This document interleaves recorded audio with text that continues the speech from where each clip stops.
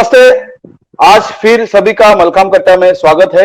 आज हमेशा की तरह आज फिर से मलखाम कट्टा के ऊपर मलखाम टीम एक अनोखा विषय लेके आपके सामने आ रहे हैं। मलखाम का विकास और आने वाली पीढ़ी को मार्गदर्शन, ये हमारा उद्देश्य है और उसी को उद्देश्य को हम लोग नजर में रख के आज दो अनुभवी गेस्ट जो डॉक्टर है और डॉक्टर फिजियोथेरेपी है, फिजियोथेरेपी में डॉक्टर किया है और बहुत सारा अच्छा उनके पास अनुभव है।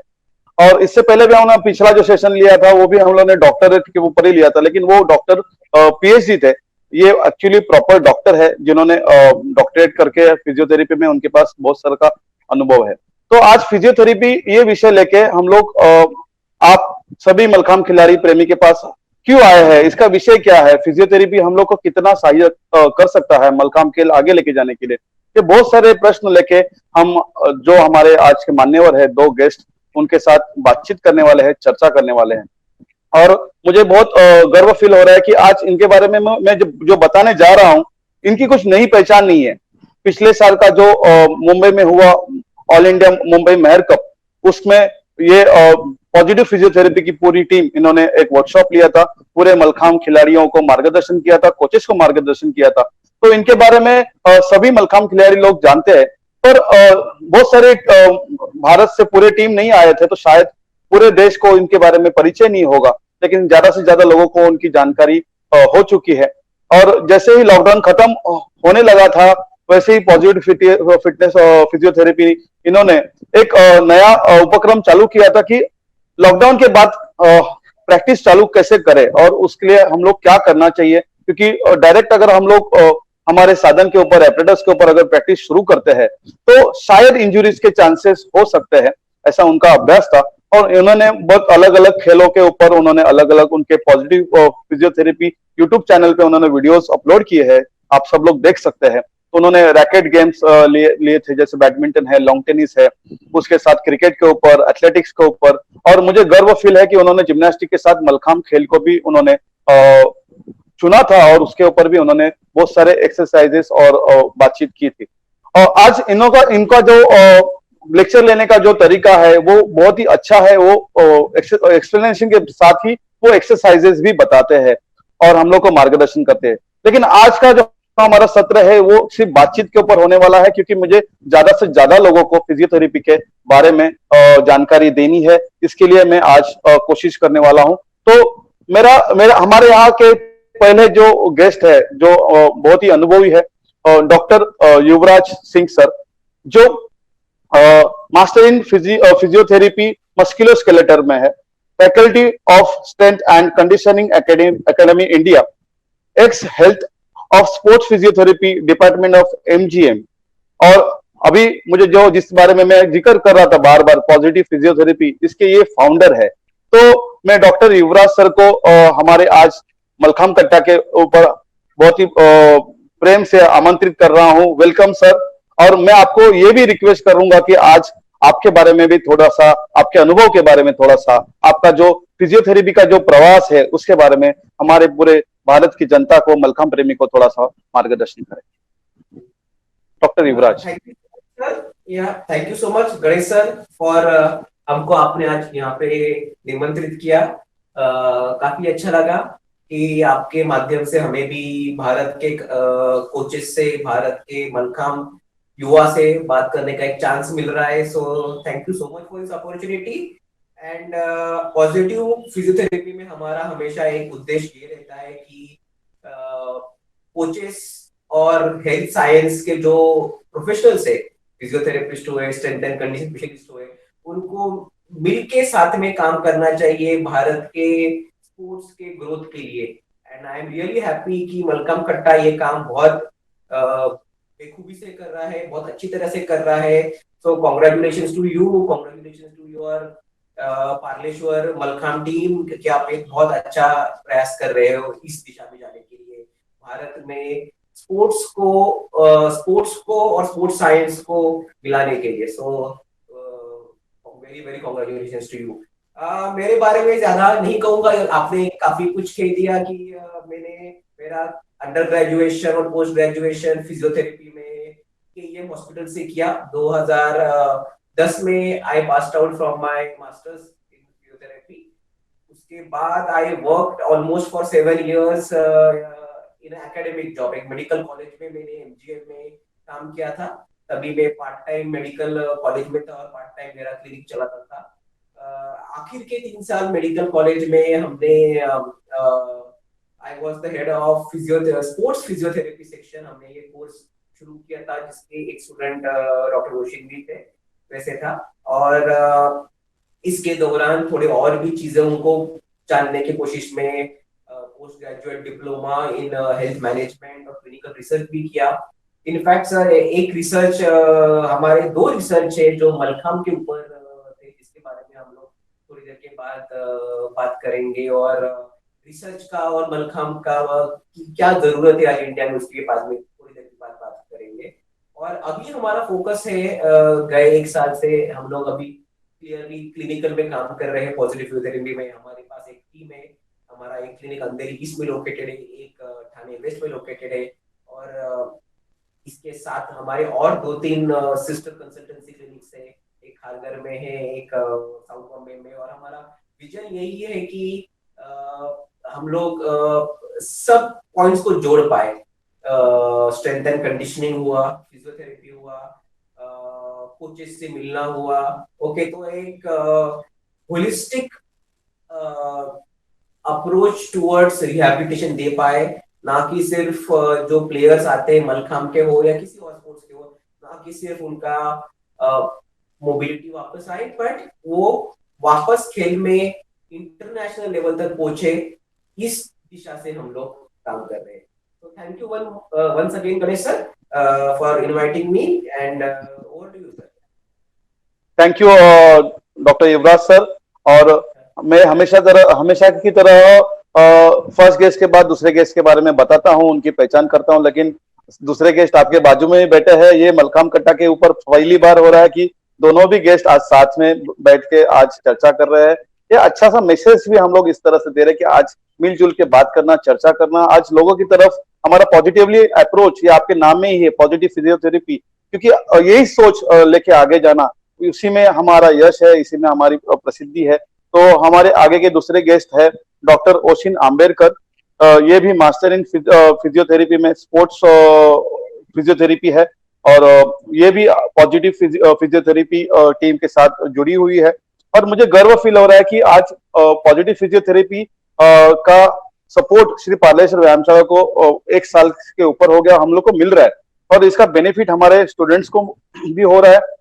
और मुझे ये भी बताने में बहुत प्राउड फील हो रहा है कि जब से आज डॉक्टर युवराज और इनकी टीम के साथ मैं जुड़ा हूं, मेरी पार्लेश्वर व्यायामशाला के पूरे खिलाड़ी पेरेंट्स जुड़े हैं, तब से पार्लेश्वर के हर खिलाड़ी को इंजुरी नहीं आई है। ये आज बहुत ही महत्व है। और इसी का उपयोग, इसी का अनुभव मैं आज आपके साथ जो ले चुका हूं, ये मैं पूरे भारत के खिलाड़ियों को साथ शेयर करना चाहूंगा, ताकि आज खिलाड़ी की आयु आज ज्यादा से ज्यादा बढ़नी चाहिए। और ऑब्वियसली परफॉर्मेंस और तो है ही, तो उसके ऊपर भी बात करेंगे। तो welcome doctor ocean also. So doctor ocean, आपका स्वागत है। और आप प्लीज आपके बारे में थोड़ा थोड़ा बोलिए। आपका बहुत बड़ा प्रोफाइल है, मुझे पता है। So please welcome. Thank you so much sir invitation के लिए। Again we are very happy to be a part of this discussion. और सो मेरे बारे में मैं थोड़ा सा ही बताऊंगी। सो मेरा मास्टर्स हुआ है स्पोर्ट्स फिजियोथेरेपी में, 1 साल हुआ उसको। But I have been practising since around 4 years। और ये 4 सालों में मैं कुछ कुछ अलग अलग फील्ड्स में ट्राई कर रही थी टू गेट एक्सपीरियंस। सो मेरा पहले से ही स्पोर्ट्स से एक प्यार था, because I was into swimming, I was into handball, I was into different sports जब मैं as a student, as a kid। और उसके बाद भी मुझको कंटिन्यू करना था। I am doctor Roshin. मेरा मास्टर्स इन स्पोर्ट्स फिजियोथेरेपी हुआ है अभी 1 साल पहले, एज सर डिस्कस। सो मेरा experience has been in quite a few sports. So मैं 4 साल से अराउंड प्रैक्टिस कर रही हूँ around sports. And it's not just been one sport, काफी छोटे काफी एरियाज में हमने ट्राई किया है अप्रोच करना। जैसे one of them is marathon, of course swimming है, डाइविंग है। मैं काफी रेसलर्स के अराउंड काम कर चुकी हूँ। We had badminton players which we had treated, football players, cricket भी है। So luckily under doctor Yuvraj sir and under a few places like HN Reliance hospital, मैं ग्लेनमार्क एथलेटिक फाउंडेशन, अगर आपने सुना होगा तो उसके अंदर कुछ टाइम तक थी।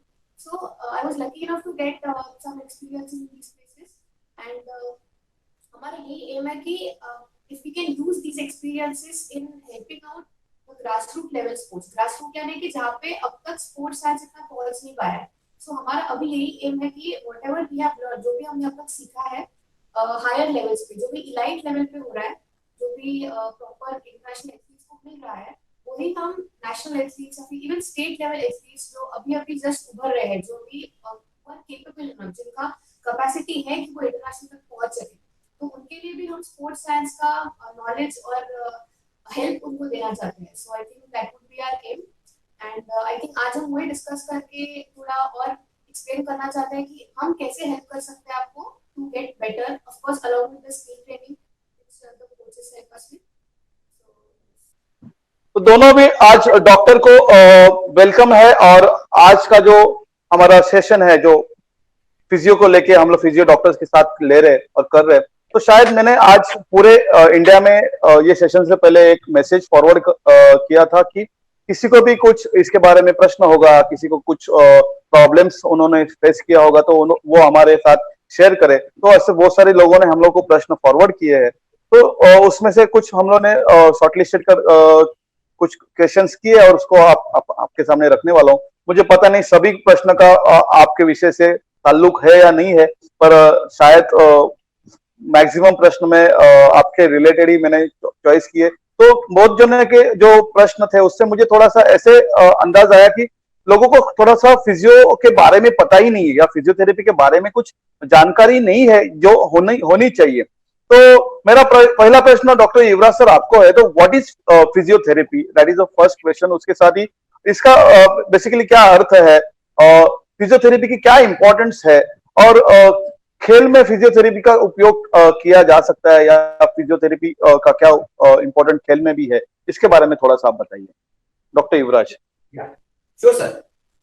सो सर, हम लोग इसको एक उदाहरण के तौर पे देखते हैं। एक एथलीट अगर मलखम्ब खेल रहा है और अगर वो गलती से बराबर लैंड नहीं किया तो उसने उसका एंकल इंजर कर लिया, ओके, तो इसको हम लोग तुरंत डॉक्टर के पास लेके जाते हैं, ऑर्थोपेडिक हो या मेडिकल डॉक्टर हो, आयुर्वेदिक डॉक्टर हो, जो भी रहेगा, और उनको फिर पहले थोड़े दिनों के लिए आराम बोला जाता है, थोड़ी गोलियां दी जाती है, या कभी कभी सीरियस होगा तो उनको प्लास्टर लगाया जाएगा, या शायद से उनको ऑपरेशन की जरूरत पड़ी बहुत कम केसेस में। ओके, तो इसको हम लोग कहते हैं मेडिकल मैनेजमेंट। ओके, तो ये हुआ आपके इंजुरी के बाद होने वाला मेडिकल मैनेजमेंट।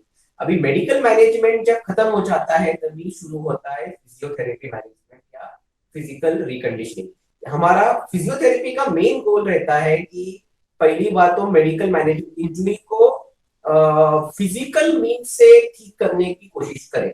फिजिकल मीन्स हुए आपके एक्सरसाइज या व्यायाम, आपके मैनुअल थेरेपी हम लोग कहते हैं, और तीसरा रहता है इलेक्ट्रिकल मोडालिटीज, जहाँ पे हमने अल्ट्रासाउंड या और टेपिंग या और कुछ हमने साधन यूज किए। तो बेसिकली फिजियोथेरेपी का मतलब है फिजिकल मोडालिटीज यूज करके इंजुरी को ट्रीट करना। फिजियोथेरेपी का एक मुख्य गोल रहता है ना कि सिर्फ इंजुरी ठीक हो जाए, पर वो एथलीट वापस अपने स्पोर्ट्स तक पहुंच जाए। अभी ये सिर्फ एथलीट के लिए नहीं कि हम लोग ये अगर लेटेस्ट से कि कोई नॉर्मल आईटी प्रोफेशनल भी आता है, उसका कहता है कि अगर मुझको गाड़ी चलाने में तकलीफ हो रही है, तो फिजियोथेरेपिस्ट का मेन रहता है कि दर्द तो चला जाए, पर वो वापस से कैसे स्ट्रांग बने कि वो वापस अपने ऑफिस में या गाड़ी चलाने तक पहुंच पाए। तो स्पोर्ट्स में हम लोग कहते हैं कि जब तक मलखम्ब का प्लेयर वापस से आपके पोल पे या रोप पे चला ना जाए, तब उसका जिम्मेदारी का काम एक फिजियोथेरेपिस्ट का रहता है कि इंजरी तो ठीक हो जाए, उसके बाद ध्यान दिया जाए कि वो धीरे धीरे अपना मलखम्ब तक वापस हो जाए। इसको हम लोग कहते हैं। तो ये एक पहला पहलू हुआ, इसको मैं कहूंगा इंजुरी मैनेजमेंट। मतलब इंजुरीज को ट्रीट करने में फिजियोथेरेपी का एक अहम भाग रहता है। मेडिकल मैनेजमेंट के साथ फिजियोथेरेपी मैनेजमेंट का एक बहुत अहम भाग रहता है उसको ट्रीट करने के लिए। इसके काफी उदाहरण भी, अगर आप अभी क्रिकेट देखें या कोई और स्पोर्ट्स, जो पॉपुलर स्पोर्ट्स हमारे लड़के आजकल देखते हैं, कि फॉर एग्जांपल हार्दिक पांड्या को बैक इंजरी हुई थी थोड़े दिनों पहले, और जैसे उसका मेन ट्रीटमेंट था कि वो रिकंडीशनिंग करे, फिजियोथेरेपी करे। तो वैसे that was the example of physiotherapy used for injury management. ये हुआ पार्ट ए। पार्ट बी है जिसका अभी काफी सारे कोचेस इस्तेमाल करना शुरू कर चुके हैं, काफी सारे आई एम वेरी श्योर करेंगे, और वो है इंजुरी प्रिवेंशन।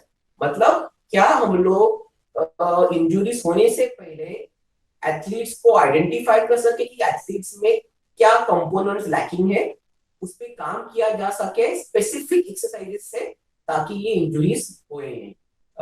उदाहरण के तौर पे अगर किसी एथलीट का, आपके मलखम के अगर लड़के का फॉर एग्जांपल अगर हैंड स्ट्रेंथ कम है, ओके, तो शायद से उसको पोल पे बैलेंस करना मुश्किल हो सकता है। तो क्या ये चीज हम लोग प्री सीजन में या आपका ट्रेनिंग शुरू होने से पहले क्या हम लोग एक कॉम्प्रिहेंसिव फिटनेस टेस्ट दे सके जो मलखम के लिए स्पेसिफिक हो? फॉर एग्जाम्पल उनका अपर लिम्ब स्ट्रेंथ कैसा है, उनका लोअर लिम्ब बैलेंस कैसा है, उनकी फ्लेक्सिबिलिटी कैसी है, उनका एजिलिटी कैसी है, ओके, उनका स्टैमिना कैसा है। अगर ये चीजों पे हम लोग पहले ही टेस्टिंग कर सके तो हम लोग पता कर पाएंगे कि मेरा एथलीट ए को प्रॉब्लम्स है अपर लिम्ब स्ट्रेंथ में, ओके, हाथों की ताकत में। एथलीट बी का अपर लिम्ब स्ट्रेंथ तो ठीक है, पर उसका फ्लेक्सिबिलिटी थोड़ा इशू है, तो उस पर ज्यादा काम करना चाहिए। और एथलीट सी इसका सिंगल लेग बैलेंस या एक पैर पे बैलेंस करने का इशू है।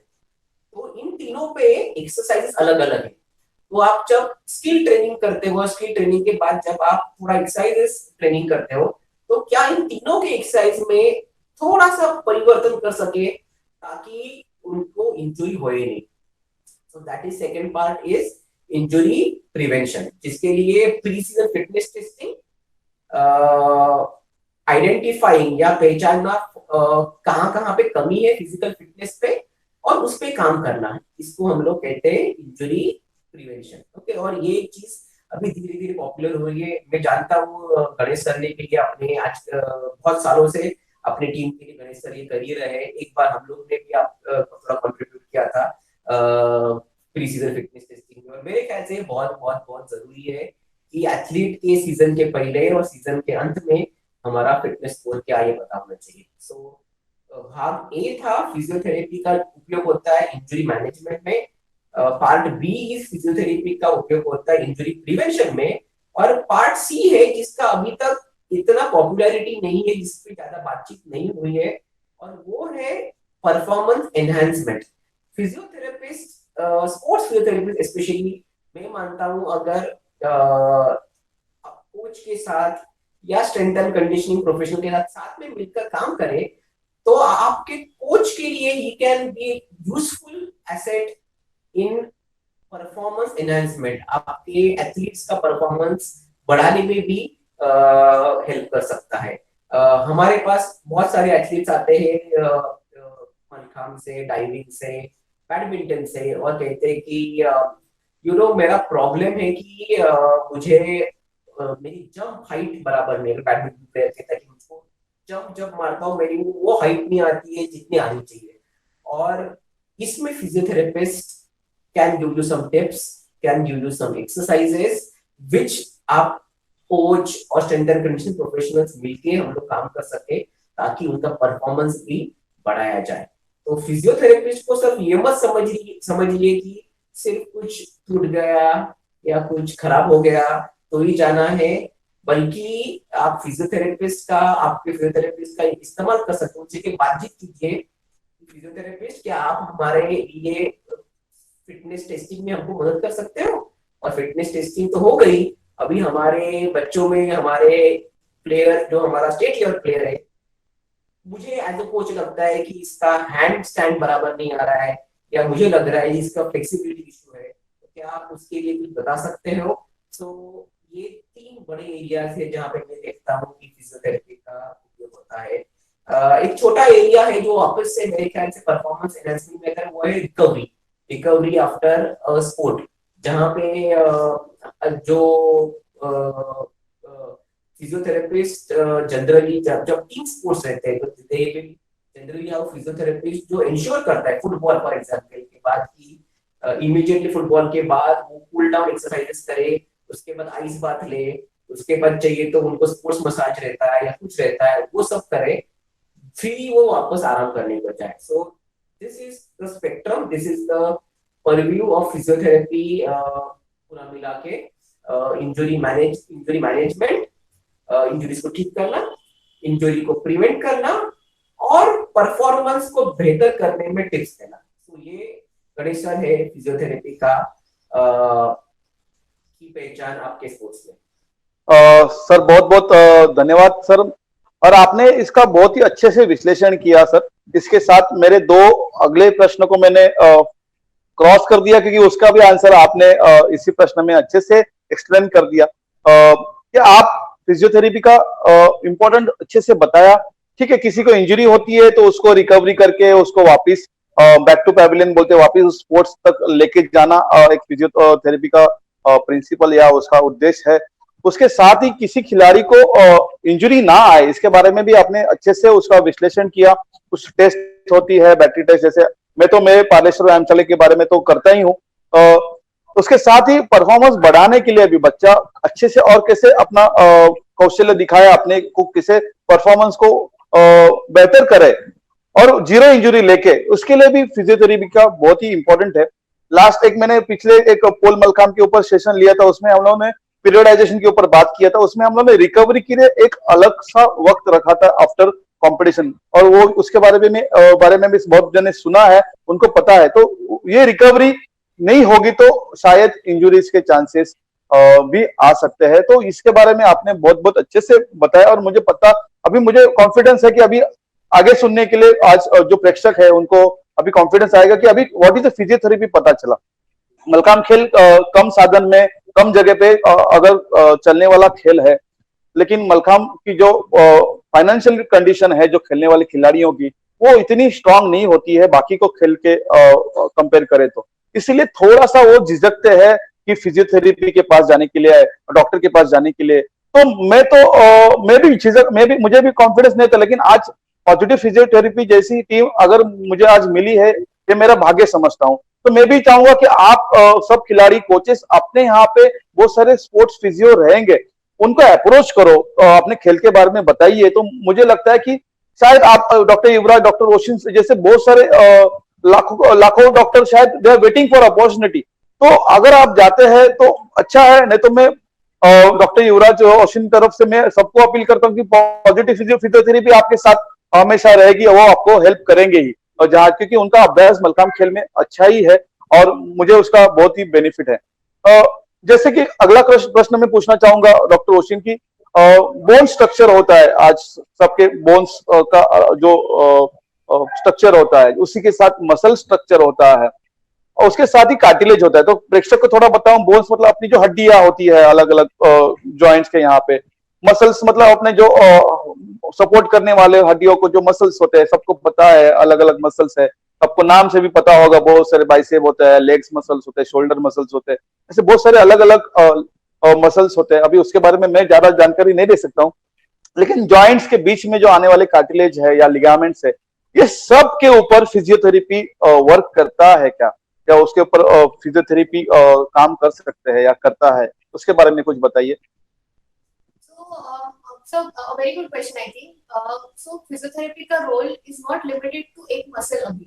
So of course muscle पे काम करता है. I'm not saying muscle पे काम नहीं करता या एक particular structure पे काम नहीं करता.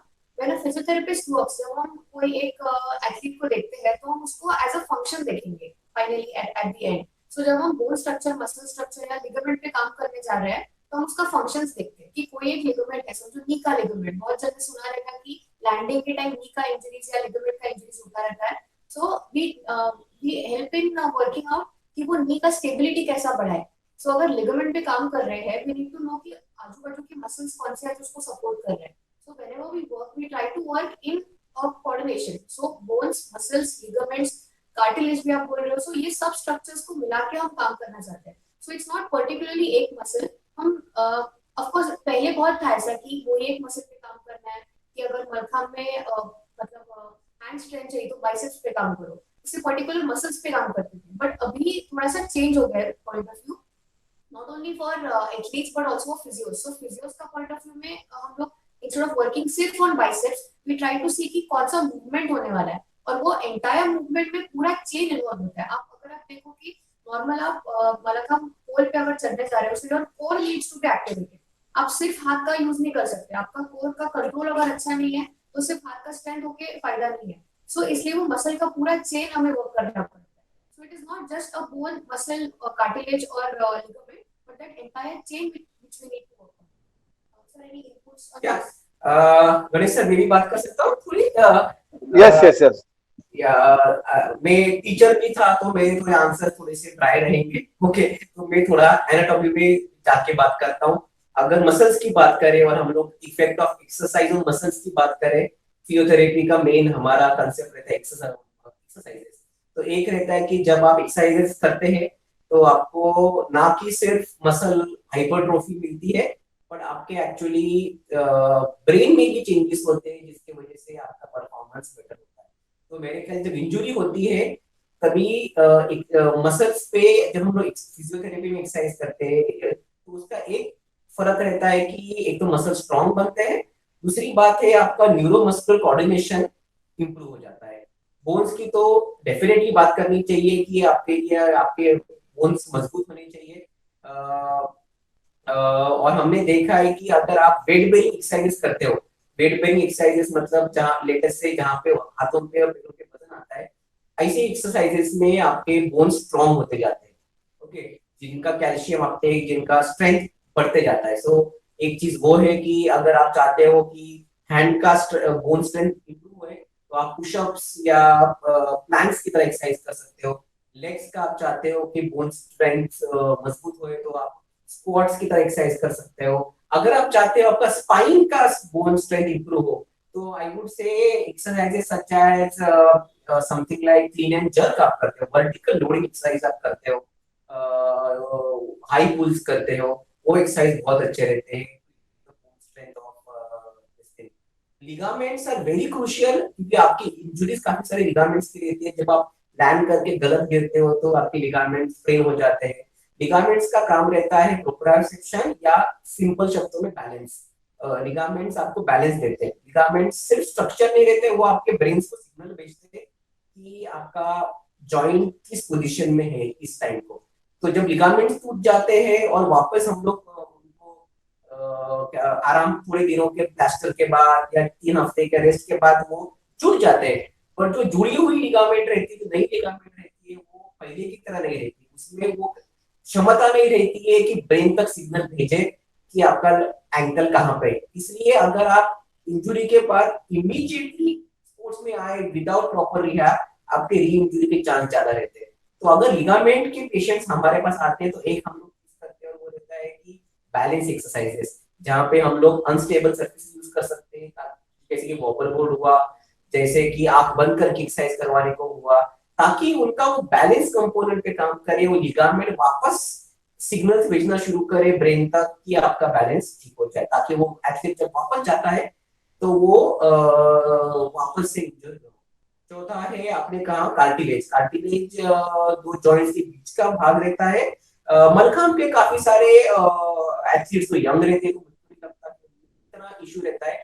एक डर रहता है बहुत सारे पेरेंट्स को कि क्या कार्टिलेज जंपिंग के वजह से या लैंडिंग के वजह से खराब होता है। और मैं उन सारे पेरेंट्स को, उन सारे प्लेयर्स को एक कहना चाहता हूँ कि अभी तक किसी रिसर्च ने नहीं कहा है कि जंपिंग करने से या रनिंग करने से कार्टिलेज डैमेज होता है। ओके, इफ एनीथिंग रनिंग करने से या एक्सरसाइज करने से कार्टिलेज की थिकनेस इंप्रूव हो जाती है।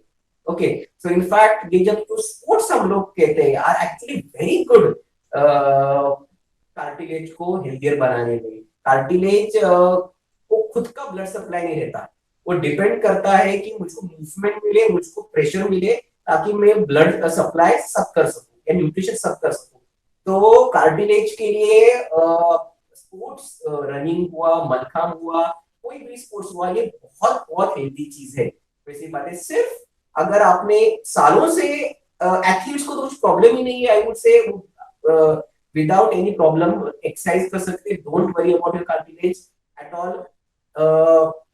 पर अगर सालों से स्पोर्ट्स नहीं खेले हो और अगर आप अभी खेलना चाहते हो, तो शायद से आपको आपके डॉक्टर से या फिजियोथेरेपिस्ट से एक बार बात करनी चाहिए कि क्या हो सकता है, क्या मेरा आर्थराइटिस का चांस बढ़ सकता है। And there are solutions, everybody can play sports. अगर आप 20 साल के हो, 30 साल के हो, 40 साल के हो, 60 साल के हो या 80 साल के हो, स्पोर्ट्स ये एक चीज है जो सभी लोगों को खेलनी चाहिए। और आई थिंक सो हमारे करंट प्रधानमंत्री जी ने थोड़े दिनों पहले भी वही कहा था कि फिट इंडिया, उन्होंने वही कहा था कि half an hour of sports खेलना बहुत जरूरी है सभी के लिए।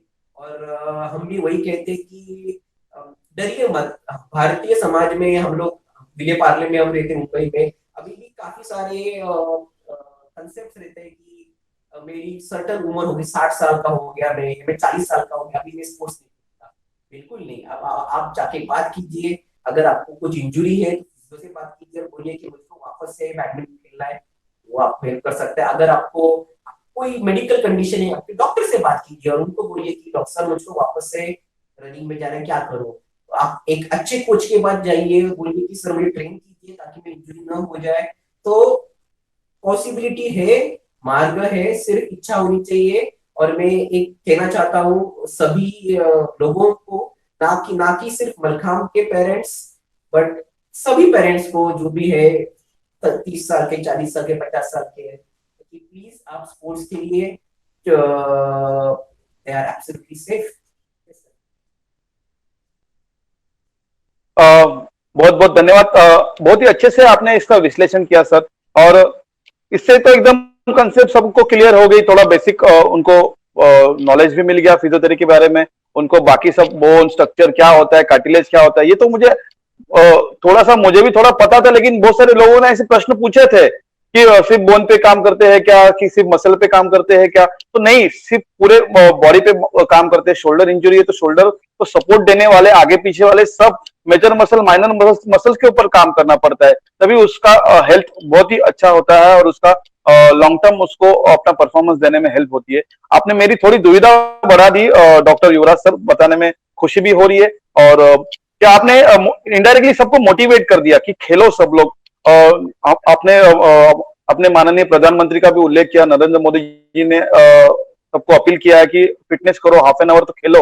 और मुझे गर्व फील हो रहा है कि आज फिट इंडिया के लिस्ट में मलखाम खेल का भी आज नाम, आज केंद्र सरकार, सेंट्रल गवर्नमेंट ने आज दिया है, तो मुझे उसका भी बहुत बहुत प्राउड फील हो रहा है कि आज मलखाम जैसे खेल को भी आज हमारे सेंट्रल गवर्नमेंट से बहुत अच्छा सपोर्ट मिल रहा है। द्रोणाचार्य पुरस्कार भी आज मिला है, और सेंट्रल गवर्नमेंट के आज गवर्नमेंट के जॉब में अपॉर्चुनिटी, आज स्पोर्ट्स कोटा में मलखाम खेल का नाम आ गया है। ये सब अच्छा हो रहा है मलखाम के बारे में। आप जैसे लोग जुड़े हैं मलखाम में, ये भी बहुत ही अच्छा है। ये तो आगे जाके आज साइंस आज मलखाम के साथ अगर वर्क करेगा, रिसर्च होगा। पिछले भी 3 डॉक्टर ने रिसर्च किया, हम लोगों ने बताया कि ज्यादा से ज्यादा लोग पीएचडी करे हो कि अलग अलग विषय लेके अगर अभ्यास हो तो मलखाम का खेल आगे लेके जाने में बहुत सारा, मुझे लगता है अभी आपने मोटिवेट कर दिया कि 30, 40, 50, 60 वर्ष के युवाओं को भी आज खेलना चाहिए। तो शायद मुझे लगता है कि आज स्टूडेंट के साथ मुझे पेरेंट्स को भी सिखाना पड़ेगा मलखाम, तो आपकी जरूरत पड़ेगी, तो इज गुड।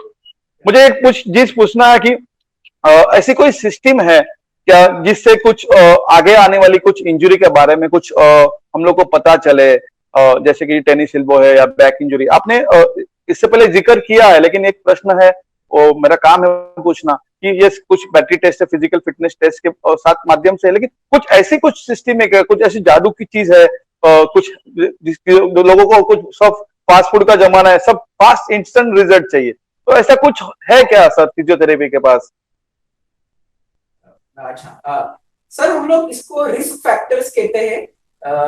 रिस्क फैक्टर्स मतलब अगर ये चीजें आपके एथलीट्स में है तो आपके एथलीट्स को इंजरी होने का, कोई भी इंजरी हो, बैक इंजरी हो, टेनिस एल्बो, जो भी होने का चांसेस बढ़ जाते हैं।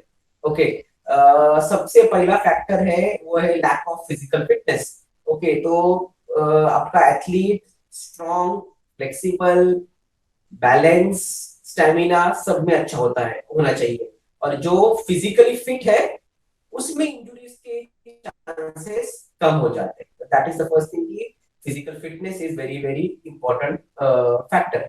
Second risk factor for injury है, और ये बहुत इंटरेस्टिंग चीज है क्योंकि इसके बारे में हमको भी लास्ट 3-4 साल में ज्यादा पता चला है। वो है कि लैक ऑफ स्लीप, मतलब रात को 6 घंटा 7 घंटा या 8 घंटा, 6 घंटा नहीं, 7 to 8 आवर्स स्लीप न होना।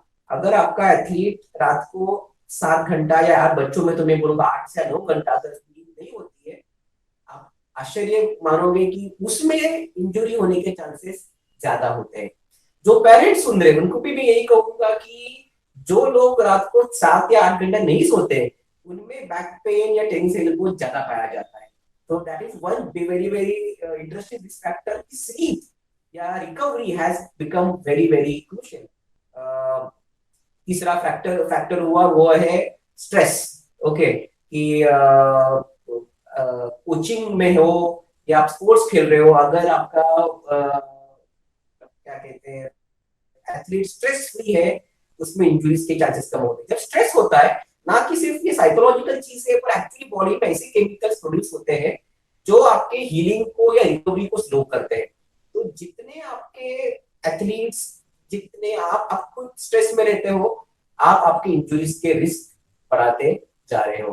तो फिजिकल फिटनेस हुआ, स्लीप या नींद हुआ, स्ट्रेस हुआ, और कोई फैक्टर्स होंगे? Recovery was a main factor कि आप पीरियडाइजेशन जैसे सर ने बोला था, सो हम कितना ब्रेक ले रहे हैं, कितना रेस्ट पीरियड ले रहे हैं बिटवीन योर एक्सरसाइज सेशंस। अभी बच्चों का आजकल स्कूल्स का भी स्ट्रेस काफी रहता है, so back to back schools, tuitions plus practice sessions, और उसके बाद कॉम्पिटिशंस अगर रहेगा, सो दैट रिकवरी पीरियड अगर इनफ नहीं रहा, so between your exercise sessions भी अगर रिकवरी कम रहा, that can lead to injuries again. So that is also one important factor है।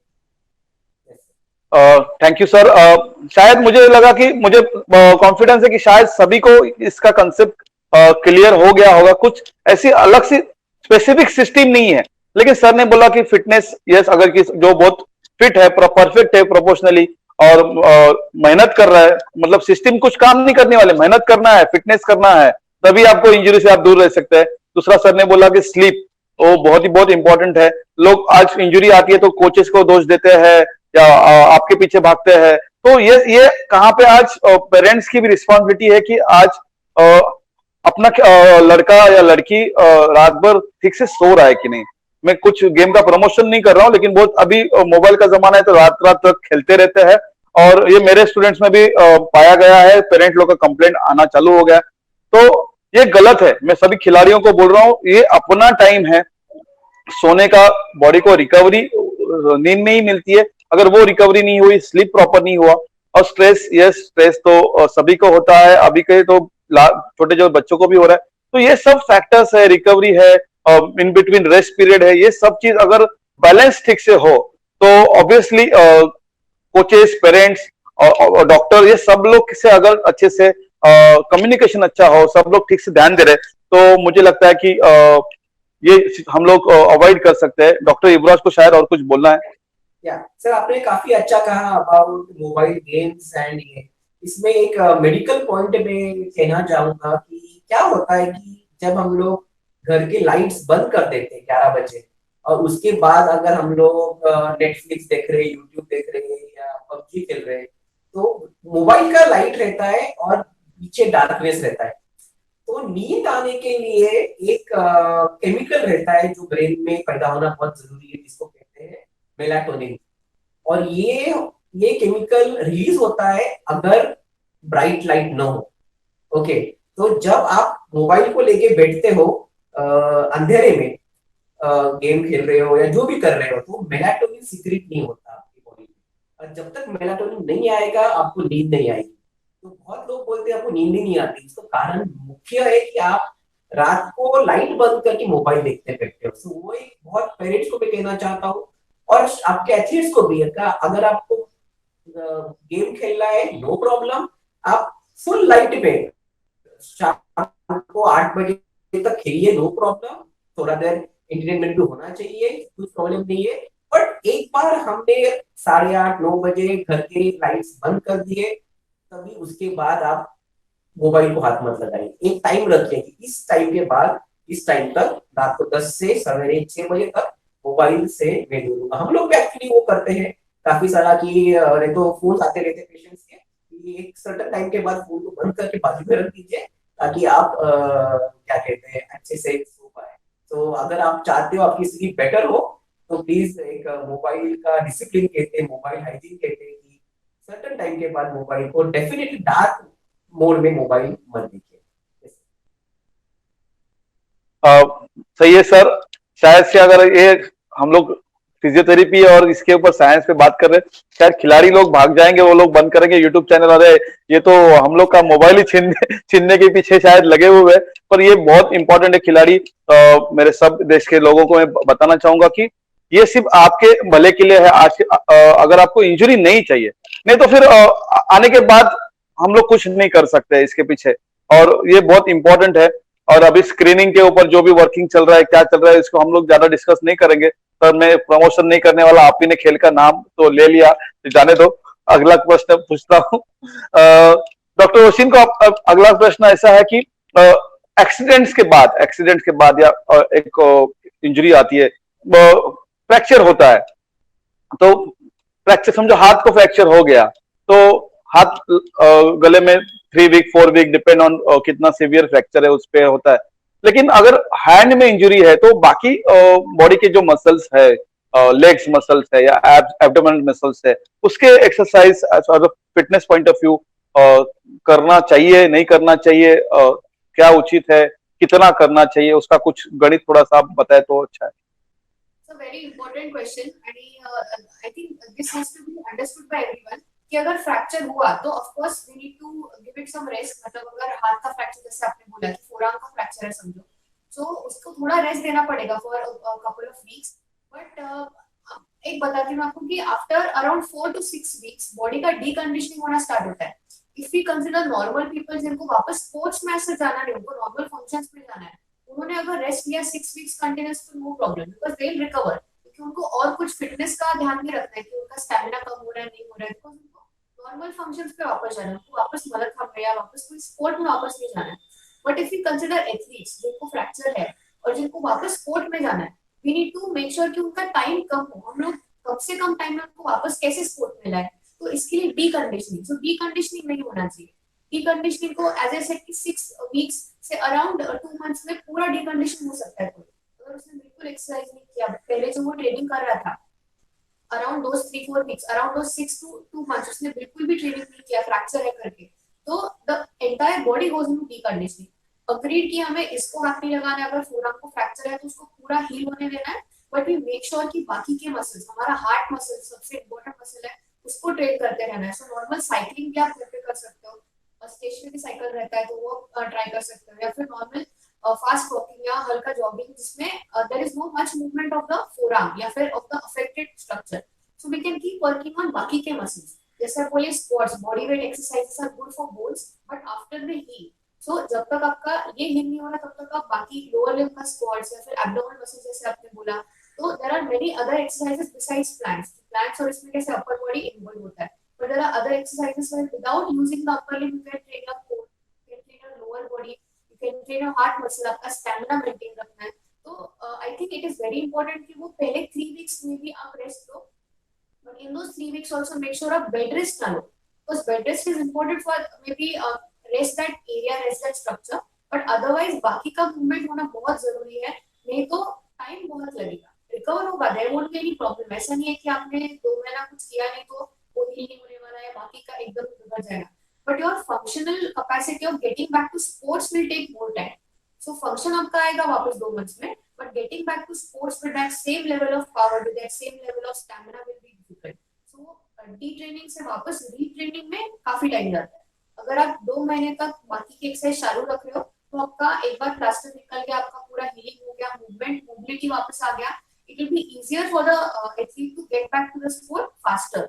वो टाइम पीरियड अगर कम करना है, so maintaining part of mobility in the other areas, मतलब वो एरिया छोड़ के बाकी सब एरियाज का मोबिलिटी स्टैमिना मेंटेन करना is very important to get back to the sport faster. So I think thank you doctor Oshin. मैं ऐसे नहीं बोल रहा हूँ लोग नहीं करते होंगे, शायद बहुत सारे कोचेस ये करते भी होंगे, उसका इम्प्लीमेंटेशन हो रहा है और उसका रिजल्ट भी हो रहा है, लेकिन बहुत सारे ऐसे खिलाड़ी मैं देख चुका हूँ कि इंजरी के बाद वो लोगों ने स्पोर्ट्स ही छोड़ दिया है, वो लोग आए ही नहीं वापस अच्छे अच्छे लेवल पे खेलने वाले खिलाड़ी। तो मैं यही कहना चाहता हूं कि आप अगर मैंने जैसे हाथ फ्रैक्चर का एग्जांपल दिया, किसी का अगर लेग फ्रैक्चर है तो वो अपर बॉडी के एप्स के मसल्स, अपर बैक के एक्सरसाइज कर सकते हैं, लेकिन डॉक्टर ओशी ने बहुत क्लियर किया है कि रेस्ट भी इंपॉर्टेंट है। उस जो जहां पे इंजुरी है वहां पे कुछ इंजुरी बढ़नी नहीं चाहिए, वहां पे कुछ ज्यादा इंजुरी नहीं होना चाहिए, तो उसका ख्याल रख के करना है तो ऑब्वियसली वो डॉक्टर और अब जैसे फिजियोथेरेपी के गाइडेंस के अंडर क्या करना चाहिए और क्या नहीं करना चाहिए ये भी इंपॉर्टेंट है। तो ऐसे नहीं कि हाँ बोला है करना है तो करो, तो करना है, लेकिन इसका मेन रीजन क्या है कि आप जब वापस स्पोर्ट्स में जाते हो ना तो आपका कमबैक बहुत जल्दी अच्छा होता है। और जैसे प्लास्टर निकलने के बाद जो हाथ फ्रैक्चर है उसका भी रिकवरी, उसका स्ट्रेंथनिंग वो अलग बात है, लेकिन उसके साथ अपना बॉडी अगर फिट है, जैसे डॉक्टर ओशी ने बोला हार्ट हार्ट तो बहुत बहुत इंपॉर्टेंट है लाइफ में, सबको पता है। तो वो उसका फंक्शनिंग अगर अच्छे से हो तो अपना उसी पे ऊपर तो पूरा अपना बॉडी चक्र चलता है, तो उसके लिए आपने बहुत अच्छा बताया और शायद इसका उपयोग ज्यादा से ज्यादा लोग करेंगे। डॉक्टर युवराज, थोड़ा सा पता नहीं ये प्रश्न किस तरह से मैं पूछूं, तो थोड़ा सा इसमें एक एग्जांपल देना चाहूंगा, क्योंकि सब लोग बोलते हैं ना, no one is perfect in a world या no one is perfect in a life. तो ऐसा नहीं है कि सब लोग, मुझे मेरे पास जो चीज है वो आपके पास है, तो आइडियल बॉडी पोस्चर कैसे होना चाहिए, आदर्श शरीर क्या का मतलब क्या है, उसको कैसे हम लोग उसकी व्याख्या क्या हो सकती है या उसका डेफिनेशन कुछ है क्या, तो उसका मैं थोड़ा सा एक ये प्रश्न मेरे मन में क्यों आया, तो समझो कि अगर मैं किसी पेड़ का उदाहरण आपको देना चाहूंगा कि समझो कि मैंगो ट्री है, आम का ट्री है, तो हर एक मैंगो ट्री की अलग अलग पहचान होती है। कोई मैंगो ट्री बहुत छोटा होता है लेकिन उसमें आने वाले आम बहुत रसीले होते हैं, बहुत स्वीट मैंगो होते हैं। कोई कोई मैंगो ट्री बहुत बड़ा होता है, उसके ऊपर ज्यादा मैंगोज आते हैं, लेकिन शायद उसके आम उतने मार्केट में वैल्यू नहीं होती, लेकिन वो मैंगो ट्री लोगों को छाव देता है, लकड़ियां देता है। तो हर एक मैंगो ट्री है, लेकिन उसका अलग अलग विश्लेषण होता है। तो इस तरह से हर एक का बॉडी पोस्चर अलग होता है। तो what is ideal body posture, आदर्श शरीर के बारे में कुछ आप बता सकते हैं सर? ओके सर, दो भाग में हम लोग इसको देखते हैं। पहले हम लोग देखते हैं स्पोर्ट्स के नजरिए से और फिर डॉक्टर या फिजियोथेरेपिस्ट के नजरिए से। स्पोर्ट्स के नजरिए से जितना मेरे इंटरेक्शंस कोचेस के साथ हुए हैं, डाइविंग के कोचेस है आपसे, जो जितना मुझे समझ में आ रहा है कि हर एक स्पोर्ट में एक सर्टन पोस्चर होना बहुत बहुत जरूरी होता है, और इसकी ज्यादा जानकारी कोचेस के पास होती है रादर देन हमारे पास। फॉर एग्जांपल, एक सर्टन काइंड ऑफ पोस्चर आपको स्विमिंग में हेल्प कर सकता है, एक सर्टन काइंड ऑफ पोस्चर आपको डाइविंग में हेल्प कर सकता है। तो वो एक चीज हुई। और पोस्चर के लिए अगेन एंड अगेन मैं वहीं पे आऊंगा कि अगर आपको एक अच्छा पोस्चर का जो फाउंडेशन है, अच्छा पोस्चर का फाउंडेशन है, और वो रहता है आपका फिजिकल फिटनेस। वापस हम लोग वहीं आते हैं कि अगर आपको फिजिकल फिटनेस अच्छा है तो आपका पोस्चर अच्छा रहेगा। और हर एक स्पोर्ट में मे बी एक सर्टेन पोस्चर हो सकता है जो उस एथलीट को एडवांटेज दे सके। अगर हम लोग लेट्स से स्विमिंग की बात करें तो हम लोग जहाँ पे देखते हैं कि जिनकी आर्म लेंथ ज्यादा है, ओके, ऐसे तो वो काफी अजीब लगते हैं, पर अगर जिनकी आर्म लेंथ ज्यादा है उनको एक एडवांटेज मिल जाता है स्विमिंग जैसे स्पोर्ट्स में। हम लोग अगर क्या कहते हैं, बेस्ट उदाहरण हम लोग हमेशा माइकल फेल्प्स का देते हैं कि जहाँ पे उनका स्ट्रक्चर ही भगवान ने कुछ ऐसे बनाया है जो स्विमिंग के लिए ही बने हैं। ओके, तो यस, पोस्चर का, बॉडी स्ट्रक्चर का, बॉडी शेप का स्पोर्ट्स में डेफिनेटली सर इम्पैक्ट आता है। अगर हम लोग जिम्नास्टिक्स की बात करें तो जिम्नास्टिक्स में हम लोग देखते हैं कि अगर सिमोना बेल्स, सर शायद से मैंने नाम गलत ले लिया होगा, जो अमेरिकन जिम्नास्ट है, उसकी हाइट छोटी है। हाइट छोटे होने की वजह से आपका सेंटर ऑफ ग्रेविटी लोअर हो जाता है, जिसके वजह से आपका बैलेंस बेटर रहता है। सो उसको एक ऑटोमेटिक एडवांटेज मिल जाता है in sports such as gymnastics. So yes, body posture का, बॉडी स्ट्रक्चर का स्पोर्ट्स पे, परफॉर्मेंस पे इम्पैक्ट आता है, ये बात तो एब्सोल्युटली एब्सोल्युटली सही है। बट कुछ चीजें अपने कंट्रोल में रहती है, कुछ चीजें कंट्रोल में नहीं रहती है। मेरे ख्याल से जो चीजें कंट्रोल में नहीं है उसका चिंता नहीं करना चाहिए, और जो चीजें कंट्रोल पे है उस पर हम लोग काम कर सकते हैं। तो हम आपके हमारे खुद के स्ट्रेंथ पे, फ्लेक्सिबिलिटी के पे और पोस्चर पे ध्यान मतलब जितना हो सके उतना कर सकते हैं। अभी फिर जो अपने भगवान ने दिया है तो वो तो हमको उसको भगवान पे ही छोड़ना चाहिए। But yes, if you can work on fitness and you can listen to your coach कि आपका स्टार्टिंग पोजीशन कैसे होना चाहिए, आपका स्किल डेवलपमेंट इसमें बहुत जरूरी है। So good fitness, right coaching, you can develop a good sports specific posture, that is one thing sir. Medically sir आपको मैं कहना चाहता हूँ कि फिजियोथेरेपी में हमारे पास बहुत सारे लोग आते हैं कि क्या पोस्चर मैटर करता है, कि क्या हम लोग जब बहुत देर कंप्यूटर में बैठे किस पोजीशन में बैठे, सीधा बैठ के कंप्यूटर करे या ढीला बैठ के करे या कैसे करे। तो यहाँ पे हमारा करंट थिंकिंग थोड़ा बदल रहा है, और हमारा करंट थिंकिंग ऐसे हो रहा है कि थिंकिंग मतलब ये रिसर्च के ऊपर बेस्ड है कि जैसे मैंने कहा कि हम लोग आप जैसे कह रहे थे, हम लोग का वही है कि हर एक का पोस्चर भगवान ने दिया है। अगर मेरा पोस्चर किस प्रकार से ये निर्भर करता है मेरे जेनेटिक्स पे, मैं क्या प्रोफेशन में हूँ। अगर मैं एक सर्जन हूँ, मैं दिन रात ऐसे खड़ा रहता हूँ, सर्जरी कर रहा हूँ, तो शायद से मेरा पोस्चर थोड़ा सा ऐसे हो जाएगा। ओके, सो वैसे एक चीज आ जाती है कि अपना जो पोस्चर रहता है वो आपका इंडिविजुअल पोस्चर है। जिस पोस्चर में सचिन तेंदुलकर स्टांस लेता है, जिस पोस्चर में सहवाग स्टांस लेता है, वो काफी अलग है। और करंट कंसेप्ट है कि इनको हाथ ना लगाया जाए मेडिकली, बिकॉज मेडिकली हमारा काम है इंजुरीज, और हमारा अभी मानना है कि हर एक का इंडिविजुअल पोस्चर है, उसको उस पोस्चर में एडवांटेज हो रहा है, उस पोस्चर में वो पेन फ्री है, इसलिए उस पोस्चर में वो खड़ा है, तो उसको ज्यादा टिंकर मत कीजिए। हाँ, अगर एकदम ही कोई गलत है तो शायद से उसको बोल सकते हो, पर थोड़ा बहुत 25-30 तक, क्या 19-20 आप कहते हो, अगर पोस्चर में है तो आप इसको इग्नोर कर सकते हो, उसके वजह से इंजुरीज नहीं हो रहे। तो बहुत सारे लोग आके पूछते क्या मैं लंबा कर्व के वजह से मेरा बैक पेन हो रहा है, या फ्लैट फीट की वजह से मुझे हील पेन हो रहा है, तो मैं कहूंगा मे बी नहीं, मे बी फ्लैट फीट की से ज्यादा महत्व है कि आपका वजन बढ़ गया है, इसलिए आपको हील पेन हो रहा है। लंबार कर्व से ज्यादा महत्व है कि क्या आप बहुत देर एक जगह में बैठे रहते हो 8-8 घंटा कंप्यूटर के ऊपर, इसलिए बैक पेन हो रहा है।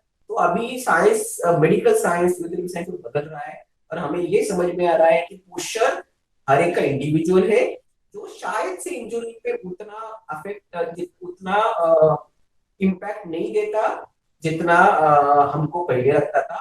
और स्पोर्ट्स में मैं कहूंगा, क्योंकि हम लोग स्पोर्ट्स कोचिंग से जितना बात करते हैं, स्पोर्ट्स में पोस्चर बहुत जरूरी है, जिसके लिए आपको आपका फिटनेस और आपका गुड स्किल ट्रेनिंग होना बहुत बहुत जरूरी है। बहुत बहुत धन्यवाद सर, आपने बहुत ही अच्छे से उसको एक्सप्लेन किया, और मुझे लगता है कि शायद सभी कोचेस को पता चला होगा कि हर एक का बॉडी पोस्चर डिफरेंट डिफरेंट है, लेकिन फिटनेस बहुत इंपॉर्टेंट है। तो फिटनेस है तो उस पर्टिकुलर जो जेनेटिकली जो पोस्चर मिलता है, वो जेनेटिक भी आता है, मम्मी पापा का कैसा पोस्चर है उसके ऊपर ही उसके उनके बच्चों का पोस्चर भी डिपेंड होता है। बहुत ही रेयर केसेस होता है कि वो बहुत अलग पोस्चर में, हाइट में निकल जाता है, उसके साथ न्यूट्रिशन और सब बात अलग है ही। लेकिन आपने बहुत अच्छे से उसको एक्सप्लेन किया, कुछ भी ऐसे जादू नहीं है कि ऐसे यही परफेक्ट है और यही गलत है। जैसे मैंने वापस मेरे प्रश्न के ऊपर जाता हूं, मैंने एग्जांपल देता हुआ एक मैंने आम के झाड़ का पेड़ का मैंने एग्जांपल दिया। अगर किसी को बिजनेस करना है तो छोटे झाड़ आम के पेड़ लगाओ और रसीले आम लो, मार्केट में बेचो और पैसे कमाओ। लेकिन कोई खेत में अगर काम कर रहा है, कोई किसान काम करे, तो यस उसको बड़े आम की जरूरत है, पेड़ की जरूरत है, जहाँ पे वो बैठ के अपनी रोटी खा सके, रेस्ट कर सके, दो सेकंड सो सके, और उसी आम का वो फल भी खा सके। तो डिपेंड कौन सा खेल है, कौन से खेल के लिए कौन से बॉडी पोस्चर की जरूरत है, उसी के हिसाब से हम लोग खिलाड़ी चुनते हैं, और इसी हिसाब से हम लोग उसके ऊपर काम करते हैं। डॉक्टर ओशिन, आपको एक अगला प्रश्न ऐसा पूछना चाहूंगा कि फिजियोथेरेपी हर एक आदमी और इंसान में से कुछ भी उसमें कुछ प्रॉब्लम्स आते हैं या उसमें कुछ दोष आते हैं, तो दोष निकालने का काम आप लोग करते हैं और वो उसको 100% आप उसको बैक टू पैवेलियन या परफेक्ट भी करते हैं। लेकिन कोच क्या करता है, वो कोच उसको नॉर्मल से एडवांस में लेके जाने के लिए उसका फिजिकल फिटनेस जो नॉर्मल पर्सन से 10 गुना ज्यादा बनाने की कोशिश करता है, उसको सुपरमैन बनाने की कोशिश करता है कि वो आज सब में वर्ल्ड में नंबर 1 बने। तो ऑब्वियसली उसका जो बॉडी पोस्चर है ये नॉर्मल से हाई लेवल तक जाता है। तो उस वक्त उस टाइम दरमियान फिजियोथेरेपी कोच को हेल्प कर सकता है कि जब भी उसका फिटनेस लेवल बढ़ रहा है तो वो परफेक्ट साइमल्टेनियसली बढ़ रहा है या प्रोपोर्शनली बराबर हो रहा है क्या। जैसे मैं मलखाम के विषय को लेके कि बहुत सारे लोग एक ही साइड से ही ज्यादा मलखाम करते हैं क्योंकि उसका शायद वही साइड स्ट्रांग होता है, तो शायद दूसरा जो साइड है राइट साइड स्ट्रांग है तो लेफ्ट साइड प्रोपोर्शनली बराबर है नहीं है। तो शायद फिजियोथेरेपी आप जैसे लोगों का अगर हेल्प हो तो उसका जो फिटनेस बढ़ रहा है, बढ़ाना तो जरूरी है लेकिन वो साइमल्टेनियसली भी बढ़ना चाहिए, इसलिए फिजियोथेरेपी भी कोच के साथ सहायता कर सकता है क्या? Sir it is very important कि सर जैसे हमने बोला कि फिजियोथेरेपी की 3 भाग है, इंजरी मैनेजमेंट, प्रिवेंशन और performance enhancement. So I think जो आप बात बोल रहे हो वो है परफॉर्मेंस एनहांसमेंट वाला।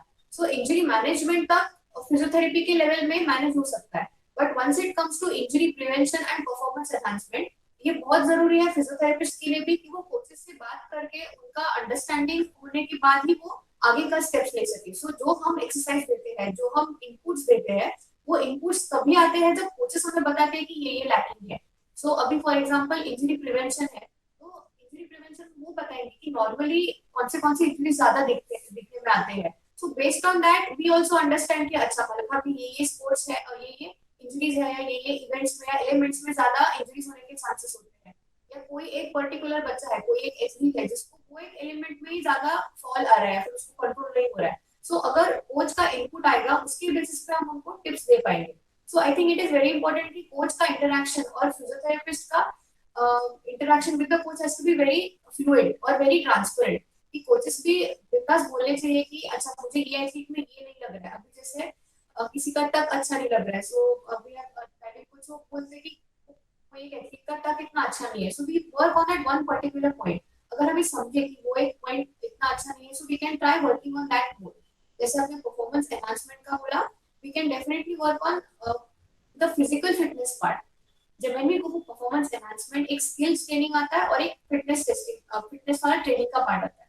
सो we can work on that part to help in improving the performance more, but it has to be a combined effort. मतलब दैट्स ट्रू यस, यही मुझे आंसर चाहिए था कि कोच के साथ अगर आप लोग, मुझे वही बार बार मैं दोहरा रहा हूँ, आप भी आपके पास से भी कुछ ऐसे वर्ड बार बार आ रहे हैं कि उसका बहुत इंपॉर्टेंट है फिजियोथेरेपी और स्पोर्ट्स कोचेस, ये सब एक टीम है। मतलब मैं अकेला अगर करना चाहूंगा तो उसको शायद कुछ लिमिटेशन आ सकती है। अगर अगर हम लोग एक दूसरे के साथ मिल के काम करें या एक दूसरे को रिस्पॉन्सिबिलिटी दे कि इस बारे में ये काम आपको करना है, ये काम मुझे करना है, तो शायद खिलाड़ी लॉन्ग टर्म अच्छा खेले और एक दूसरे के ऊपर स्ट्रेस भी नहीं है, और एक टीम जब भी काम करती है ना तो उसका सक्सेस बहुत ही स्काई ऑफ द लिमिट बहुत बड़ा होता है। डॉक्टर युवराज, आपको इसी के ऊपर कुछ? यस सर, सर आपके माध्यम से मैं उम्मीद करता हूँ और मैं विश्वास करता हूँ कि ये वीडियो ना कि सिर्फ एथलीट्स देखे बट फिजियोथेरेपिस्ट भी देखे, डॉक्टर्स भी देखे, स्पोर्ट्स फिजियोस भी देखे, और उनके लिए मेरा एक हम्बल एक हम्बल एडवाइस है कि और ये शायद से हमारी प्रोफेशन की गलती है कि हम बहुत बार हम लोग एक हेलीकॉप्टर अप्रोच यूज करते हैं। मतलब हमें पता नहीं नीचे क्या चल रहा है, हम लोग हेलीकॉप्टर से आते, उतर जाओ, काम करो, निकल जाओ, और ये बहुत डेंजरस है। हम लोग को जब तक जमीनी हकीकत पता नहीं है तब तक ज्यादा बोलना नहीं चाहिए। तो मैं जो यंग फिजियोथेरेपिस्ट है, जो यंग डॉक्टर्स है, उनसे ये कहना चाहूंगा कि आप टाइम स्पेंड कीजिए। ओके, आपके एरिया में जितने क्लब्स है, जितने कोचेस थे, उनसे रैपो बिल्डिंग कोशिश कीजिए। महीने में एक बार आप जाके उनसे मिल सकते हो, उनसे सिर्फ कॉफी पे मिलिए, बात कीजिए कि क्या चल रहा है आपके स्पोर्ट्स में, नया क्या है, आपके स्पोर्ट्स में इंजुरीज क्या है, किस भाग में हम साथ में काम कर सकते हैं। तो इन चीजों पे मेरे ख्याल से कोचेस, फिजियोथेरेपिस्ट, न्यूट्रिशनिस्ट जो भी है, इनको पहले साथ में बैठ के बात करनी बहुत बहुत जरूरी है। इंडिया में क्या होता है, मैंने देखा है कि इंजुरी हुई तो फिर वो डॉक्टर के पास गया, डॉक्टर ने अपना ट्रीटमेंट कर दिया, ट्रीटमेंट करने के बाद फिजियोथेरेपिस्ट को लेटर लिख दिया कि भाई फिजियोथेरेपिस्ट के बचाओ, और डॉक्टर और फिजियोथेरेपिस्ट का फोन कॉल भी नहीं हुआ। फिजियोथेरेपिस्ट ने अपने ढंग से उसको ट्रीट कर लिया और उसको बोला कि तू ठीक हो गया, अभी तू जा। और फिजियोथेरेपिस्ट को पता नहीं कोच कौन है और उसका लोड, ट्रेनिंग लोड्स क्या है और क्या है। ओके, वो लड़का अपना लेटर लेके चला गया इसके कोच के पास। ओके, और ये बहुत गलत चीज है। अगर स्पोर्ट्स साइंस को देखें, ये टीम है, सब साथ में, कोच का talk to the medical doctor, medical doctor to physiotherapist, physiotherapist to coach, ये कंटिन्यूअस बातचीत होनी चाहिए, तो ही athlete will recover to the best. और इसकी जिम्मेदारी सर हम सबके पास है। ओके, जिम्मेदारी आती है कोचेस के ऊपर भी कि आप जाके आपके डॉक्टर से, फिजियो से बात कीजिए। जिम्मेदारी आती है डॉक्टर्स और फिजियोस के ऊपर भी कि अगर आप सच में स्पोर्ट्स के लिए कुछ करना चाहते हो, सच में इंडिया में स्पोर्ट्स के लिए कुछ करना चाहते हो, आप भी आपका टाइम निकाल के जाके कोचेस से बात कीजिए, बैठ के गेम देखिए, समझने की कोशिश कीजिए कि प्रॉब्लम क्या है, तो ही हम लोग कुछ बेहतर कर सकते हैं। और ये हेलीकॉप्टर जो अप्रोच है वो बिल्कुल नहीं करना है। और अभी सैडली हमारे प्रोफेशन में वो काफी रैम्पेंट है, वो है हेलीकॉप्टर अप्रोच की। फिजियो कहेगा मतलब सडनली आ जाता है कि एक एरिया जहाँ पे मेरे ख्याल से प्रॉब्लम आ जाता है कि एक जो किसने कहा था, हम लोग रोशन थे, था कि वो फिजियो ही फिर स्किल सिखाना शुरू कर दिया बॉक्सिंग का, तो वो नहीं होना चाहिए। ओके, फिजियो का काम है इंजरी मैनेज करना, कोच का काम है स्किल देना, कोच का काम है परफॉर्मेंस देना, डॉक्टर का काम है मेडिकल इश्यूज को ट्रीट करना। सबको अपने काम पता होने चाहिए, सबको पता होना चाहिए मेरा काम कहाँ खत्म हो रहा है और दूसरे का काम वहां पे शुरू हो रहा है। अगर हम सब लोग ये समझ पाए कि मेरा रोल क्या है, अगर हम सब लोग साथ में बैठ के बात कर पाए, तो शायद से क्या कहते हैं, एथलीट को सबसे सबसे ज्यादा बेनिफिट होगा। मैं केईएम हॉस्पिटल में मैंने पढ़ाई की थी, और हमारे केईएम में जब आप एंटर करते हो, बहुत पुरानी बिल्डिंग है हमारी, स्टोन्स की बिल्डिंग है, तो मार्बल में वहां पे एक बड़ा उन्होंने लिखा था कि patient is the centre of medical universe around which we all revolve.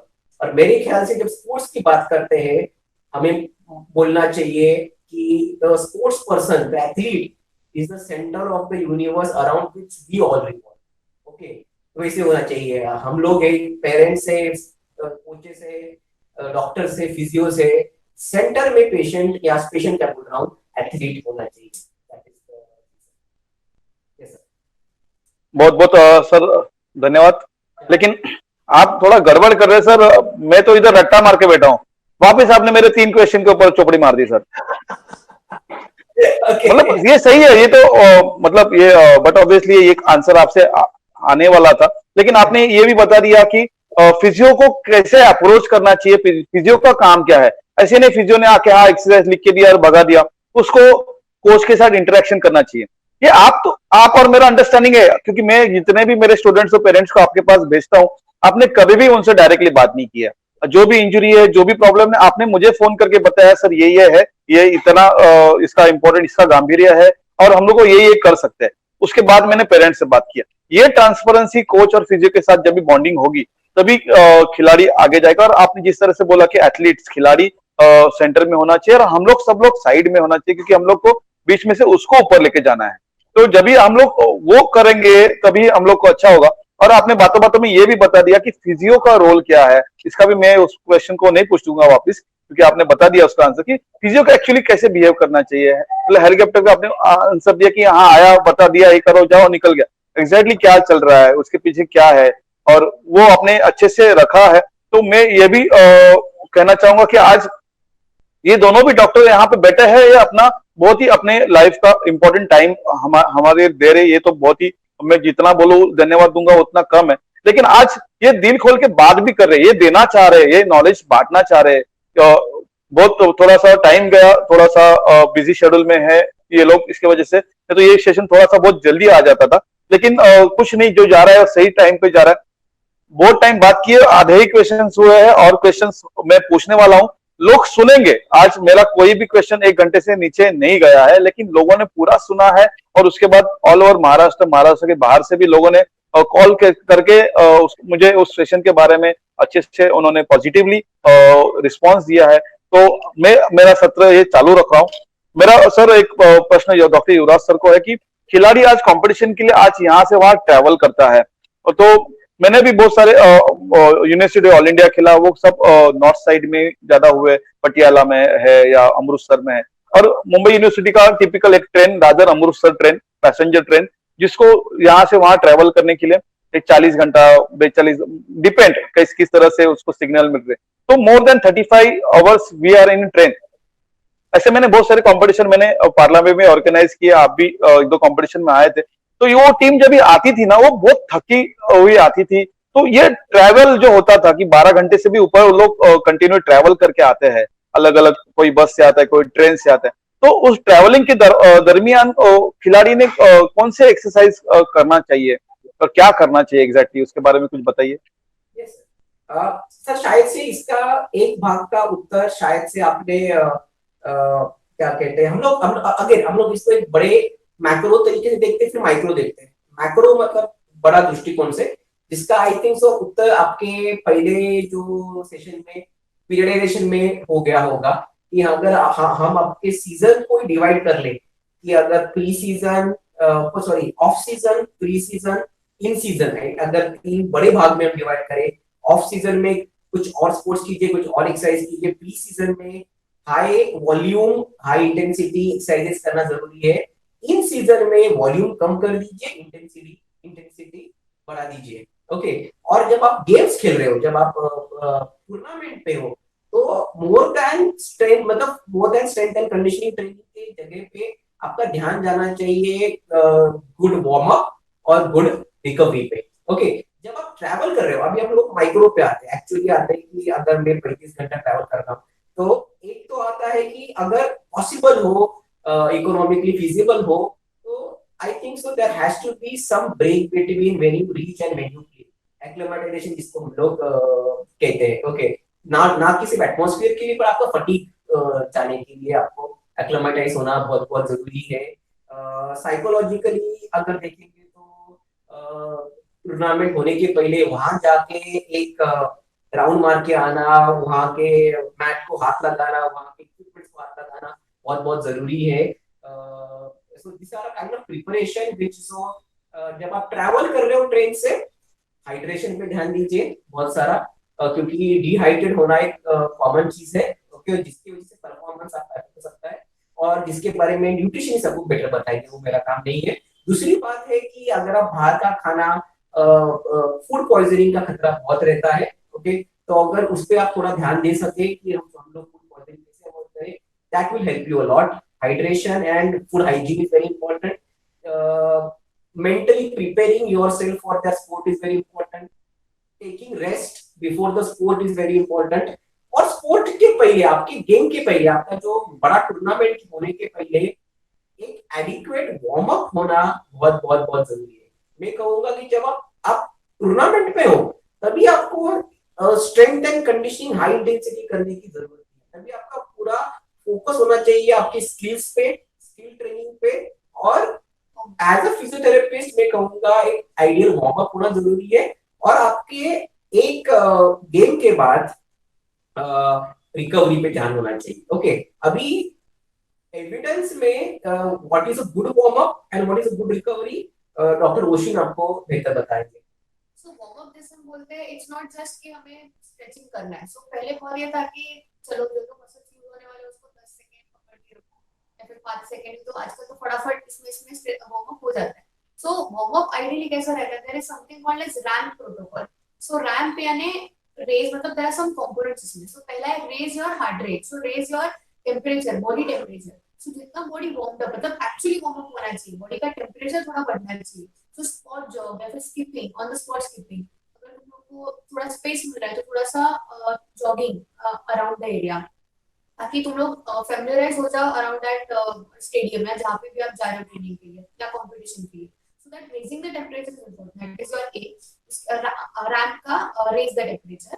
Then A is activate. So activate करना जो जो मसल्स यूज होने वाले हैं. सो जितना भी जैसे कोर एक्टिवेशन या फिर लोअर बॉडी एक्टिवेशन, तो थोड़ा बहुत नॉर्मल स्क्वाट्स या फिर थोड़ा बहुत हल्का हल्का थोड़ा बहुत प्लैंक्स या फिर नॉर्मल योगा के कुछ पोजेस अगर आप चाह रहे हो तो वो भी कर सकते हो. तो सूर्य नमस्कार फॉर एग्जांपल, जिसमें आप जो भी मसल्स यूज करना है उसको एक बार एक्टिवेट करना है. उसको थकाना नहीं है, एक्टिवेट करना है बस. तो ये ध्यान रखना है कि हमें ज्यादा नहीं करना है, बस उसको एक्टिवेट करके छोड़ना है. So that is activate. That is R A RAM.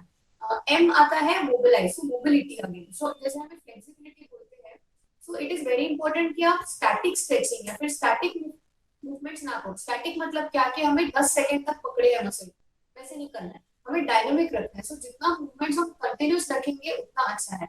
So normal hamstrings के लिए अगर आप देखें तो हम वॉकिंग में जितना स्ट्रेचिंग करें, मतलब वॉक करते हील स्ट्रेच या फिर ऐसा कुछ करें जिसमें हम रुके नहीं है एक जगह पे, जितना हम मूवमेंट करते रहे उतना बेटर है फॉर मोबिलिटी भी. सो मोबिलिटी आप एक जगह पे खड़े रह के स्ट्रेच कर रहे हो ऐसा नहीं करना है. जितना मूवमेंट कंटिन्यूस रहे उतना अच्छा है. बिकॉज अगेन आपने रेस टेम्परेचर कर लिया, बट अगर वापस आप 10 सेकेंड तक होल्ड करोगे आपका वापस ड्रॉप होगा temperature. That is why keep your mobility या फिर stretching very dynamic. That is M. And last is potentiate. Potentiate यानी जो आपका स्पोर्ट है, जो भी आप एक्टिविटी करने वाले हो, आपका एक्सरसाइज वो एक्टिविटी को मिमिकिंग एक्सरसाइज होना चाहिए. सो आपका वो मूवमेंट होगा. अभी फॉर एग्जांपल कोई स्प्रिंट करने वाला है या फिर रनिंग का उसका कंपटीशन है, तो उसके पहले उसने एक छोटा जॉग करना चाहिए around that same length. Maybe of course 200 metre नहीं भागेगा, बट एटलीस्ट 50 मीटर्स या फिर 25 मीटर्स का थोड़ा हल्का जॉग करके आए तो उसका बॉडी प्रिपेयर हो जाता है for that movement which is going to happen.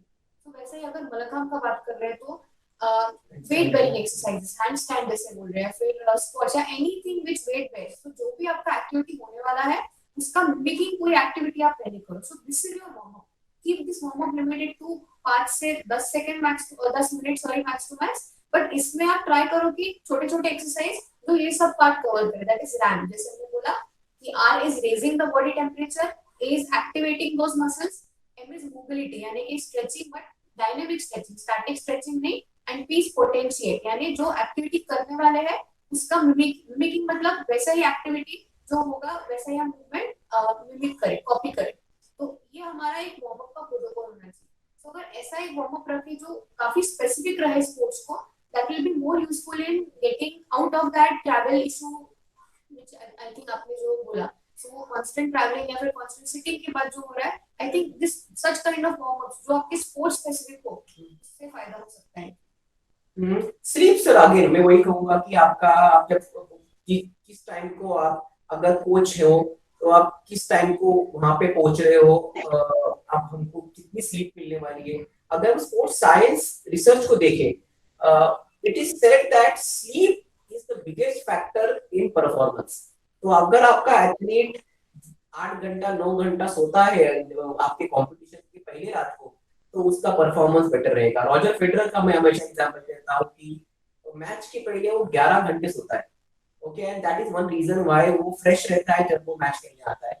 So all the peripheral factor, active warm up and recovery. आपका गेम होने के बाद कभी कभी ऐसा रहता है कि एक मेरा परफॉर्मेंस, मतलब एक मेरा पार्ट हो गया, अभी मुझको लेट्स से 2 घंटे का ब्रेक है, फिर मेरा नेक्स्ट पार्ट वापस आने वाला है. तो उसमें हम लोग रिकवरी कर सकते हैं. रिकवरी में again active stretches are good.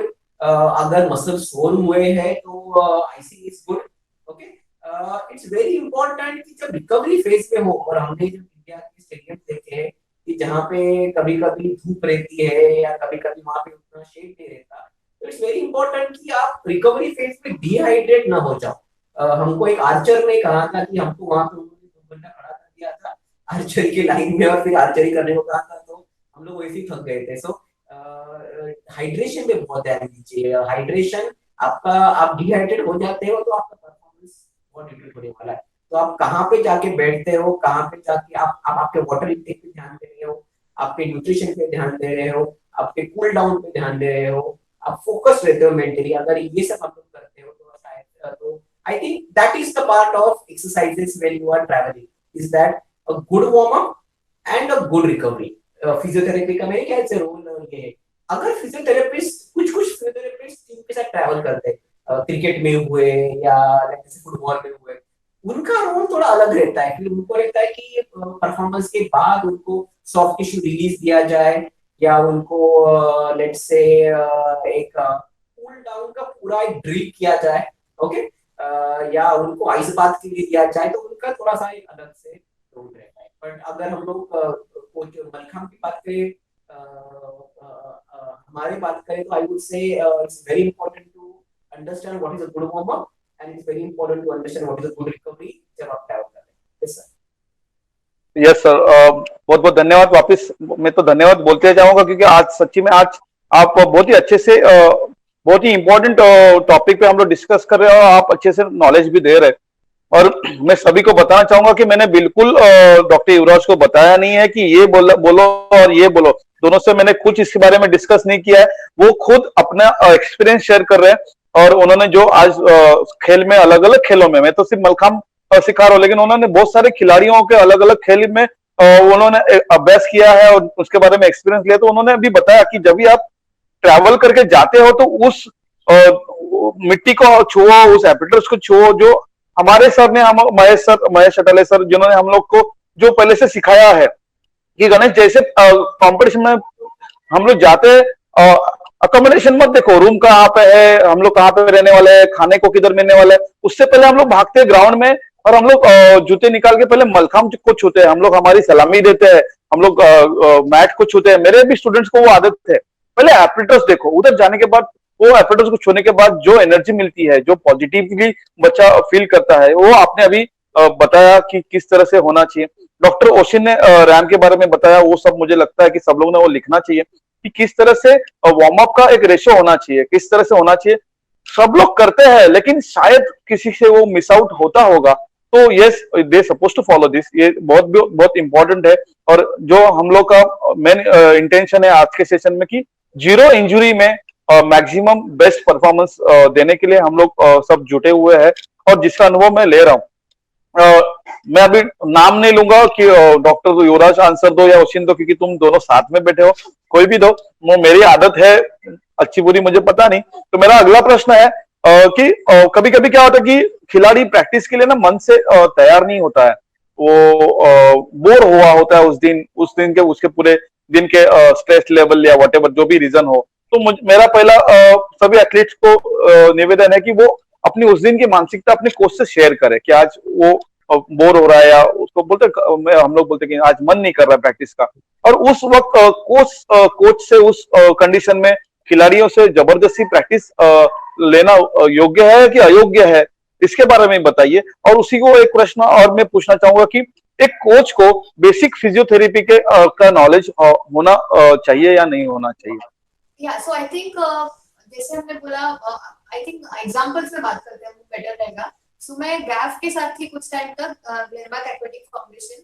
सो यहाँ पे जब भी ट्रेनिंग रहता है ना, तभी कोच रहता है, फिर फिजियोथेरेपिस्ट रहता है, then strength and conditioning coach रहता है। सो हम साथ में रहते हैं during the training also sometimes, so not all the times of the week, but maybe हफ्ते में 2 बार या 1 बार एटलीस्ट हम मिलते हैं जब भी साथ में ट्रेनिंग होता है। एंड तभी ये इंटरेक्शन होना जरूरी है कि कोच हमें बताता है तभी कि क्या क्या जरूरी है, क्या क्या इंपॉर्टेंट है उनकी तरफ से स्पोर्ट्स के रिलेटेड, और हम हमारी तरफ से बताते हैं कि क्या क्या टिप्स हमें लग रहे हैं मिसिंग आउट हो रहे हैं इन देयर ट्रेनिंग।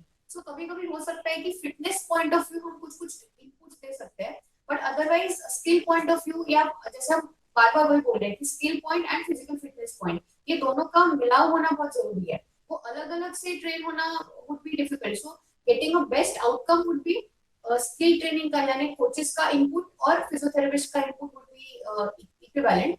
और जैसा बोल रहे हो कि कोचेस को कितना पता होना चाहिए about physiotherapy would be, I think baseline understanding की फिजियोथेरेपिस्ट का रोल कहाँ आएगा, मतलब कैसे वो हमें यूज कर सकते हैं, कहाँ पे वो हमें इस्तेमाल कर सकते हैं, अगर इतना भी अगर थोड़ा आइडिया रहे कोचेस को। So I think that would be great, जो हमने स्टार्टिंग में जैसे डिस्कस किया कि कहाँ पे हो सकता है। राइट, मतलब मेरा क्वेश्चन एकदम परफेक्ट और आपने आंसर दिया कि यस, मतलब ये आपने बताया कि कोच को भी पता होना चाहिए थोड़ा सा फिजियो क्या काम कर सकता है। तो बेसलाइन मतलब मेरा यही कि आज आपसे मुझे ज्यादा से ज्यादा क्या मैं बच्चों को बेनिफिट दे सकता हूँ, जैसे आप जैसे पालेश्वर स्टूडेंट्स के साथ आप जब भी आपने काम किया, तो आपने दोनों ने क्लियर बोला कि मेजर मसल्स पे आप काम करो, माइनर मसल पे हम लोग काम करें। तो हम लोग upper back strengthening, glute muscles, अलग अलग चीजों पे हम लोग ने काम किया है। और माइंड जिस तरह से, तो कभी कभी होता है कि मैं फुल फ्लेश प्रैक्टिस के मोड में होता हूँ कि आज मैं कंपटीशन लेवल, और लड़का मुझे लगता है कि वो थोड़ा सा रहता है कि वो नहीं मेंटली नहीं प्रिपेयर होता है। तो तभी मैं उसको थोड़ा सा, चलो तू आज फिटनेस कर, चल तू एक काम कर, तू आज कार्डियो एक्सरसाइज ले, जहां पे मुझे लगता है कि आज अगर मैं उससे फुल फ्लेश प्रैक्टिस ले लूं तो शायद उससे वो परफॉर्मेंस ना हो, या वहां पे भी मुझे थोड़ा सा लगता है एज अ कोच की एक्सीडेंट के चांसेस हो सकते हैं, या उसका मूवमेंट गलत हो सकता है। तो विदाउट माइंड वो अगर करता है, तो ये मेरा खुद का अनुभव है, इसलिए मैं आपके माध्यम से लोगों को भी बताना चाह रहा था। डॉक्टर युवराज, आपको कुछ बताना है इसके बारे में? यहाँ पे एक बात, आपने जो पहला प्रश्न पूछा था कि अबाउट अगर एथलीट कह रहा है कि आज मैं मूड नहीं है, और आई थिंक कोचेस को इसके बारे में बेटर ये है कि हाउ टू मोटिवेट देम। हम लोग तो उस फील्ड के है नहीं, बट मैं यहाँ पे एक मुद्दा पॉइंट करना चाहता हूँ कि एक आध दूसरा दिन अगर बच्चा बोलता है कि आज मूड नहीं है, तो उसको कार्डियो करवा दिया, उससे स्ट्रेंथ एंड कंडीशनिंग करवा दिया, करता है तो ये तो एब्सोल्युटली बराबर। पर अगर वो लड़का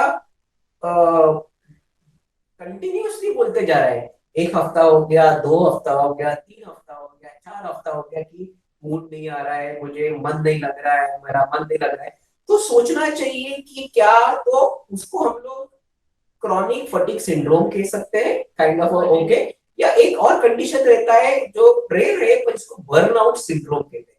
मतलब लड़का सवेरे 7 से लेकर से, मतलब वो स्कूल क्लासेस और कोचिंग में बेचारा बर्नआउट हो रहा है, और जब वो बर्नआउट हो जाता है तो उसके शरीर में स्ट्रेस हार्मोन्स आना शुरू हो जाते हैं, जिसकी वजह से उसका मूड नीचे नीचे नीचे नीचे नीचे चला जाता है। अगर आपको ऐसी शंका लग रही है कि मेरा ये एथलीट पहले बहुत चीयरफुल रहता था, बट अभी पिछले 3 महीने से देख रहा हूँ कि ये चीयरफुल नहीं है, बातें नहीं करता, तो शायद से ये बर्नआउट सिंड्रोम की तरह हो सकता है, जिसके लिए ब्लड टेस्ट भी हुआ करते हैं, जहाँ पे हम लोग उनके ब्लड कॉर्टिसोल लेवल चेक करके हम लोग एक्चुअली आइडेंटिफाई कर सकते हैं कि क्या ये लड़का बर्नआउट में गया है, और बर्नआउट में गया है तो उसके लिए मेडिकल ट्रीटमेंट भी होती है। मेडिकल ट्रीटमेंट कितना रेस्ट देने की जरूरत है, उसको उस रेस्ट पीरियड में क्या करवाना चाहिए, ये भी समथिंग व्हिच एग्जिस्ट, वैसी बात है।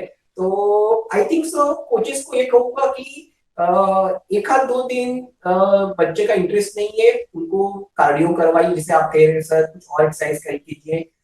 बच्चे रहते हैं इन द एंड, हम लोग देखते हैं कि most of our students are below the age of 16 years, तो वेरिएशन बहुत जरूरी है। अगर आप उनसे एक ही चीज रोज करवाए तो शायद से कंटाल जाते हैं। मेरी लड़की है जो, अगर मैं उससे रोज क्रिकेट खेलूं तो उसको वो नहीं खेलेगी, उससे एक दिन क्रिकेट, एक दिन चेस, एक दिन कुछ और खेलूं तो उसको अच्छा लगता है, तो वो करना बहुत बहुत जरूरी है।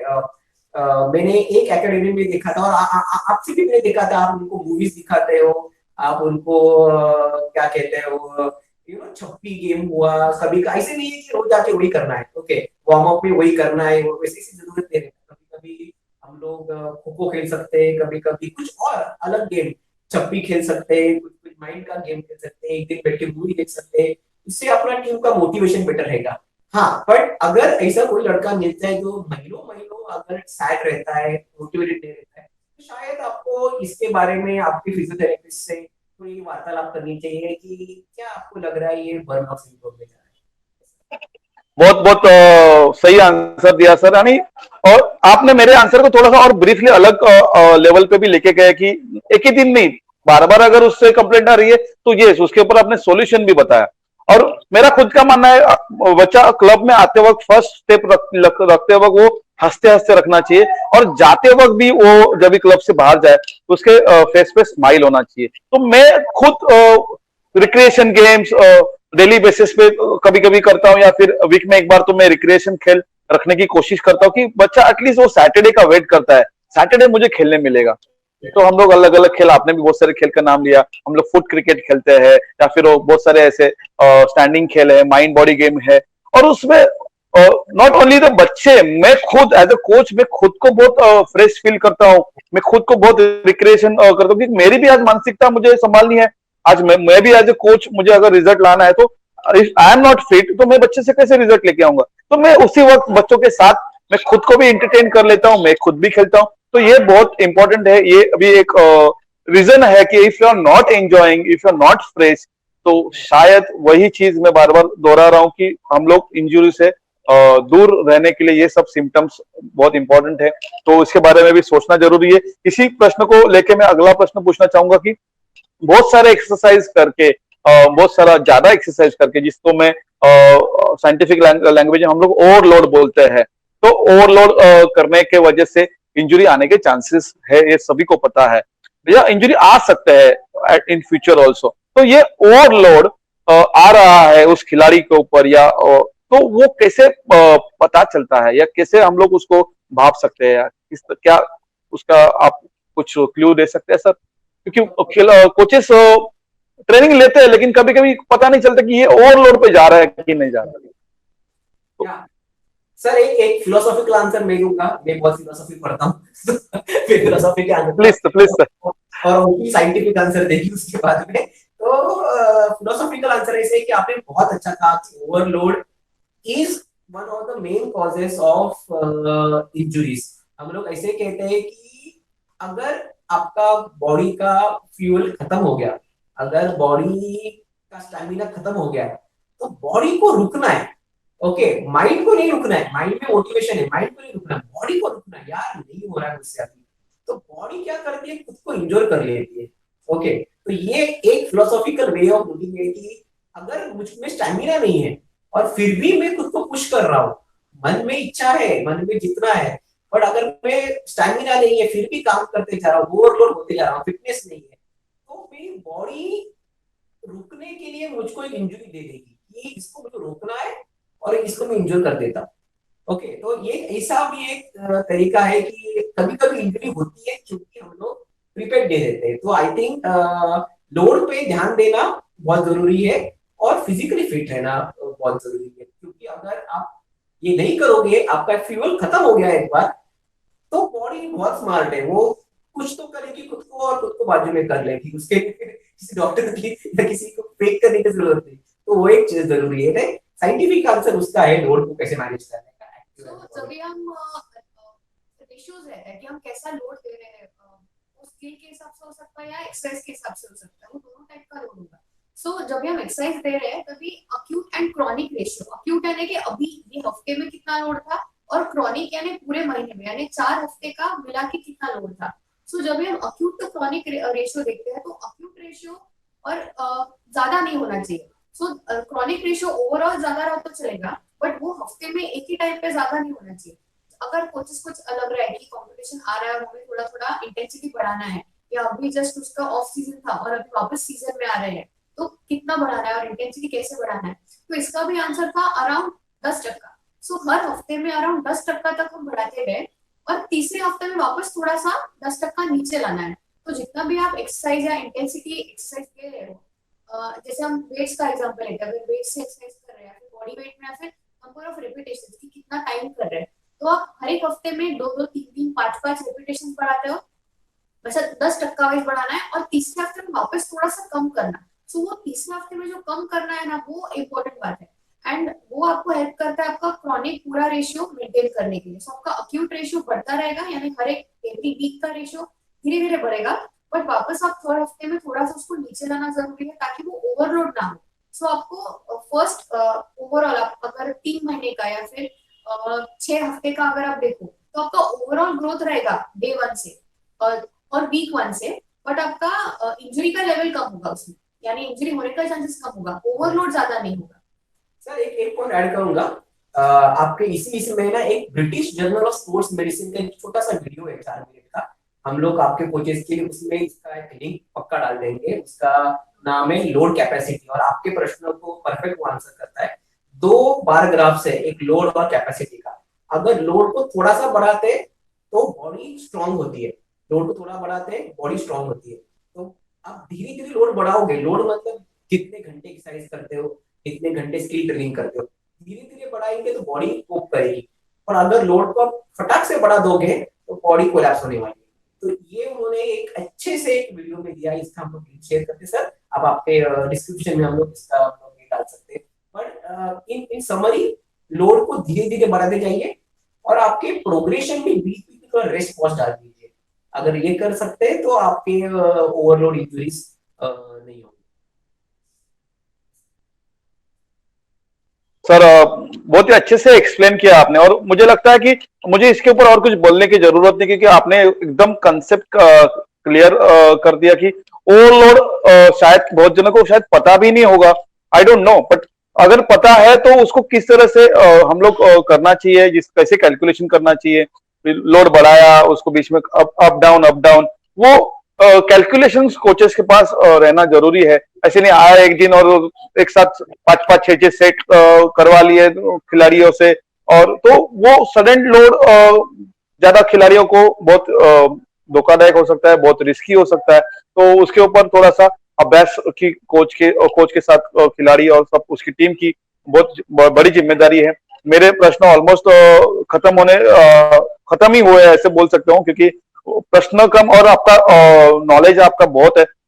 तो एक लास्ट का एक ऐसा क्वेश्चन मेरा है, और उसके ऊपर शायद मैं ही आंसर देने की कोशिश करूंगा, और उसको शायद और कुछ है आंसर तो आप प्लीज उसको ज्वाइन कीजिए। कि मैंने जरा एक्सपीरियंस ऐसे लिया कि प्रैक्टिस टाइम में इंजरीज इतने मैंने नहीं देखे हैं, शायद मेरा अनुभव उसमें कम हो सकता है, या फिर मेरे यहाँ पे वो अनुभव मुझे नहीं मिला हो, लेकिन कंपटीशन के वक्त ज्यादा इंजरीज देखे जाते हैं। तो कंपटीशन के वक्त अगर इंजरीज को कम करना है या उसको अवॉइड करना है, तो आपने जिस तरह से बोला कि वो फिजिकल फिटनेस टेस्ट वगैरह उस तरह से हम लोग एनालाइज करते, तो उसको हम लोग अगर इम्प्लीमेंट कंपटीशन के खिलाड़ी जो टीम सिलेक्ट होती है उनके ऊपर अगर हम लोग इम्प्लीमेंट करें, कि समझो कि आज टीम सिलेक्ट हो गई है, तो उनका आज मैंने फिजिकल फिटनेस टेस्ट किया, और वो टीम वो उसको किस तरह से हम लोग यूज करें या उसको किस तरह से हम लोग को करना चाहिए। तो कंपटीशन के वक्त जो इंजरी है नहीं होनी है, खेल है तो इंजरी है ही, क्योंकि हर वक्त लड़का अपना बेस्ट परफॉर्मेंस देने जाता है, और इंजरी के नॉट रीजन, उसके पीछे बहुत सारे रीजन है। आपने भी बोला कि फटीक है, मेंटल स्ट्रेस है, डिहाइड्रेशन है, न्यूट्रिशन है, लेस स्लीप है, सो मेनी, मतलब 1000 रीजन हो सकते हैं इंजुरीज के।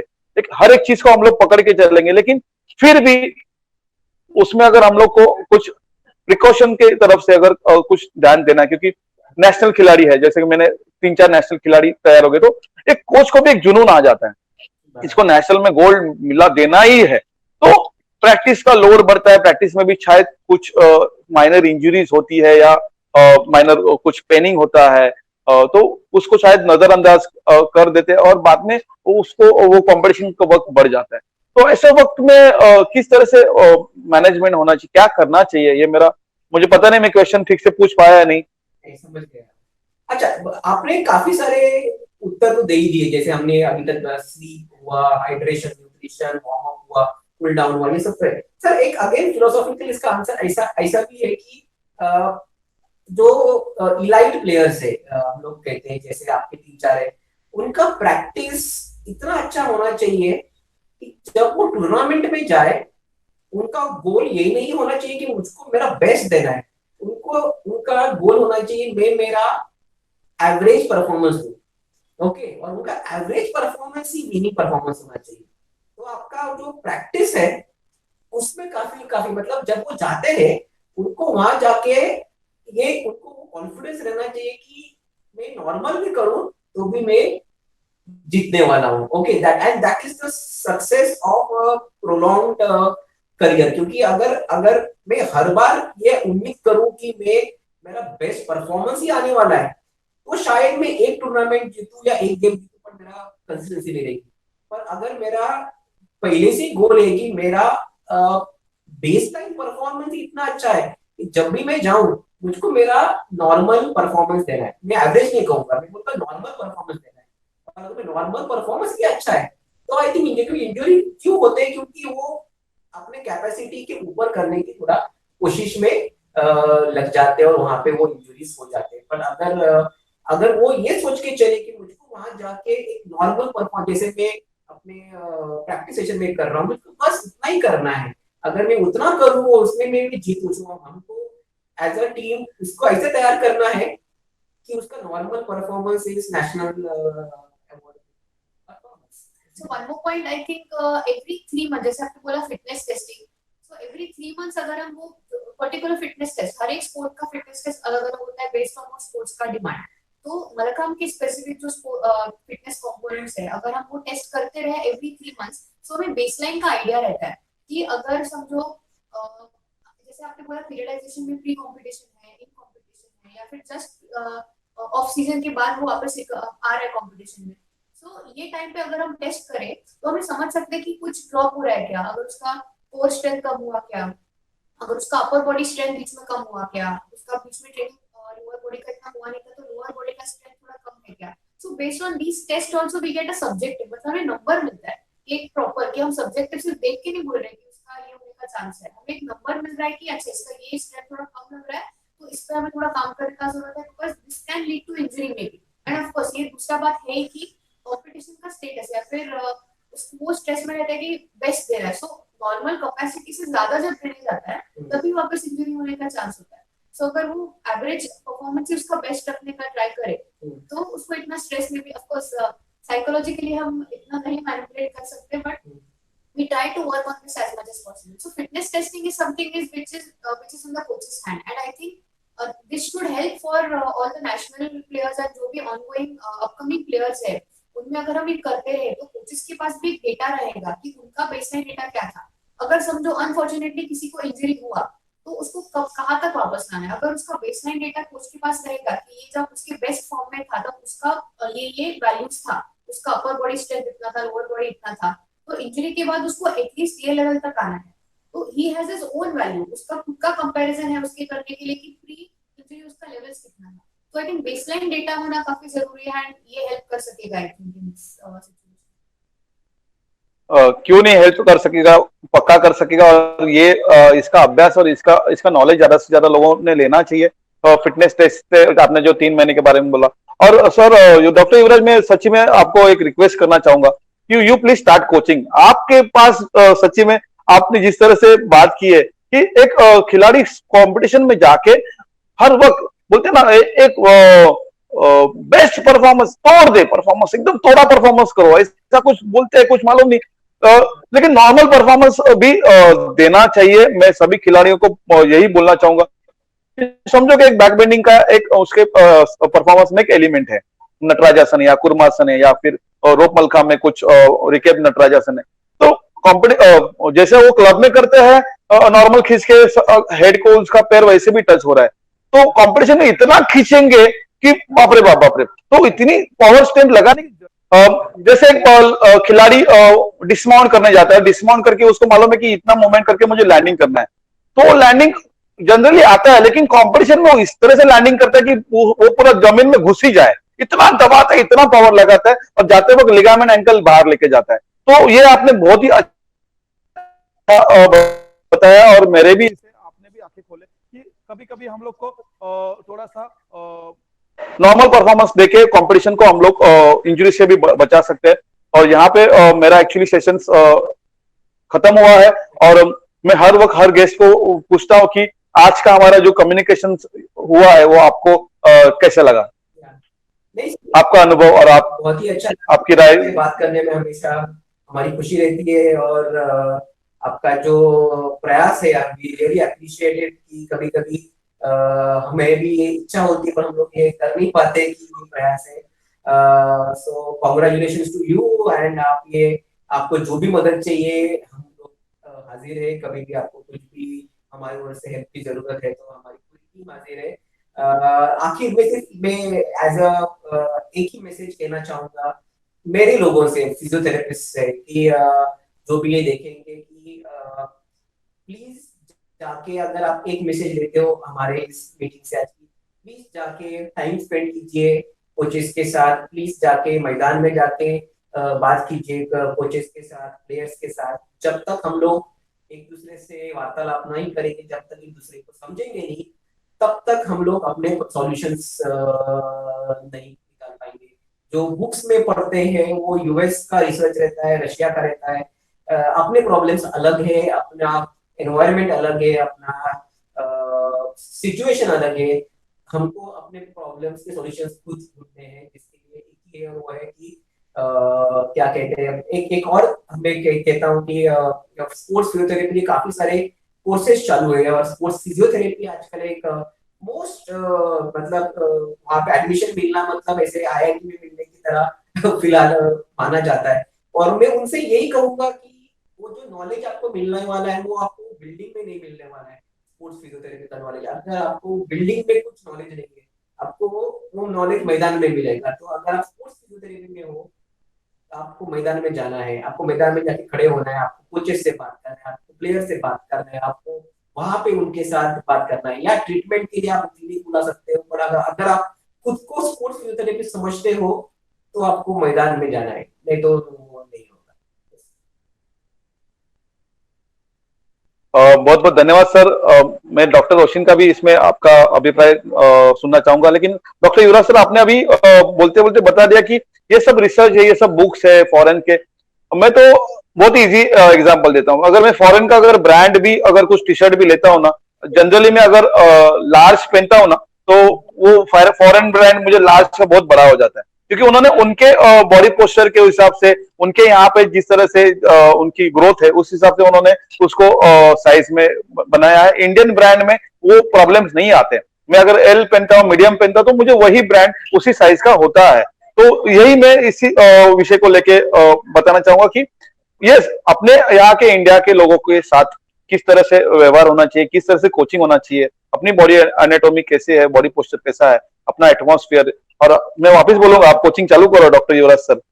डॉक्टर वशीन के बारे में मैंने जानबूझ के जिक्र नहीं किया, क्योंकि ये मलखाम कट्टा का मलखाम विषय लेके ये हम लोगों ने विषय लिया है। लेकिन I am feel very proud कि डॉक्टर वशीन, डॉक्टर युवराज, ये मेरी खुद की लड़की सिया देवरुखकर जो नेशनल स्विमर है, उसके पीछे ये दोनों का पॉजिटिव फिजियोथेरेपी का बहुत इंपॉर्टेंट रोल है।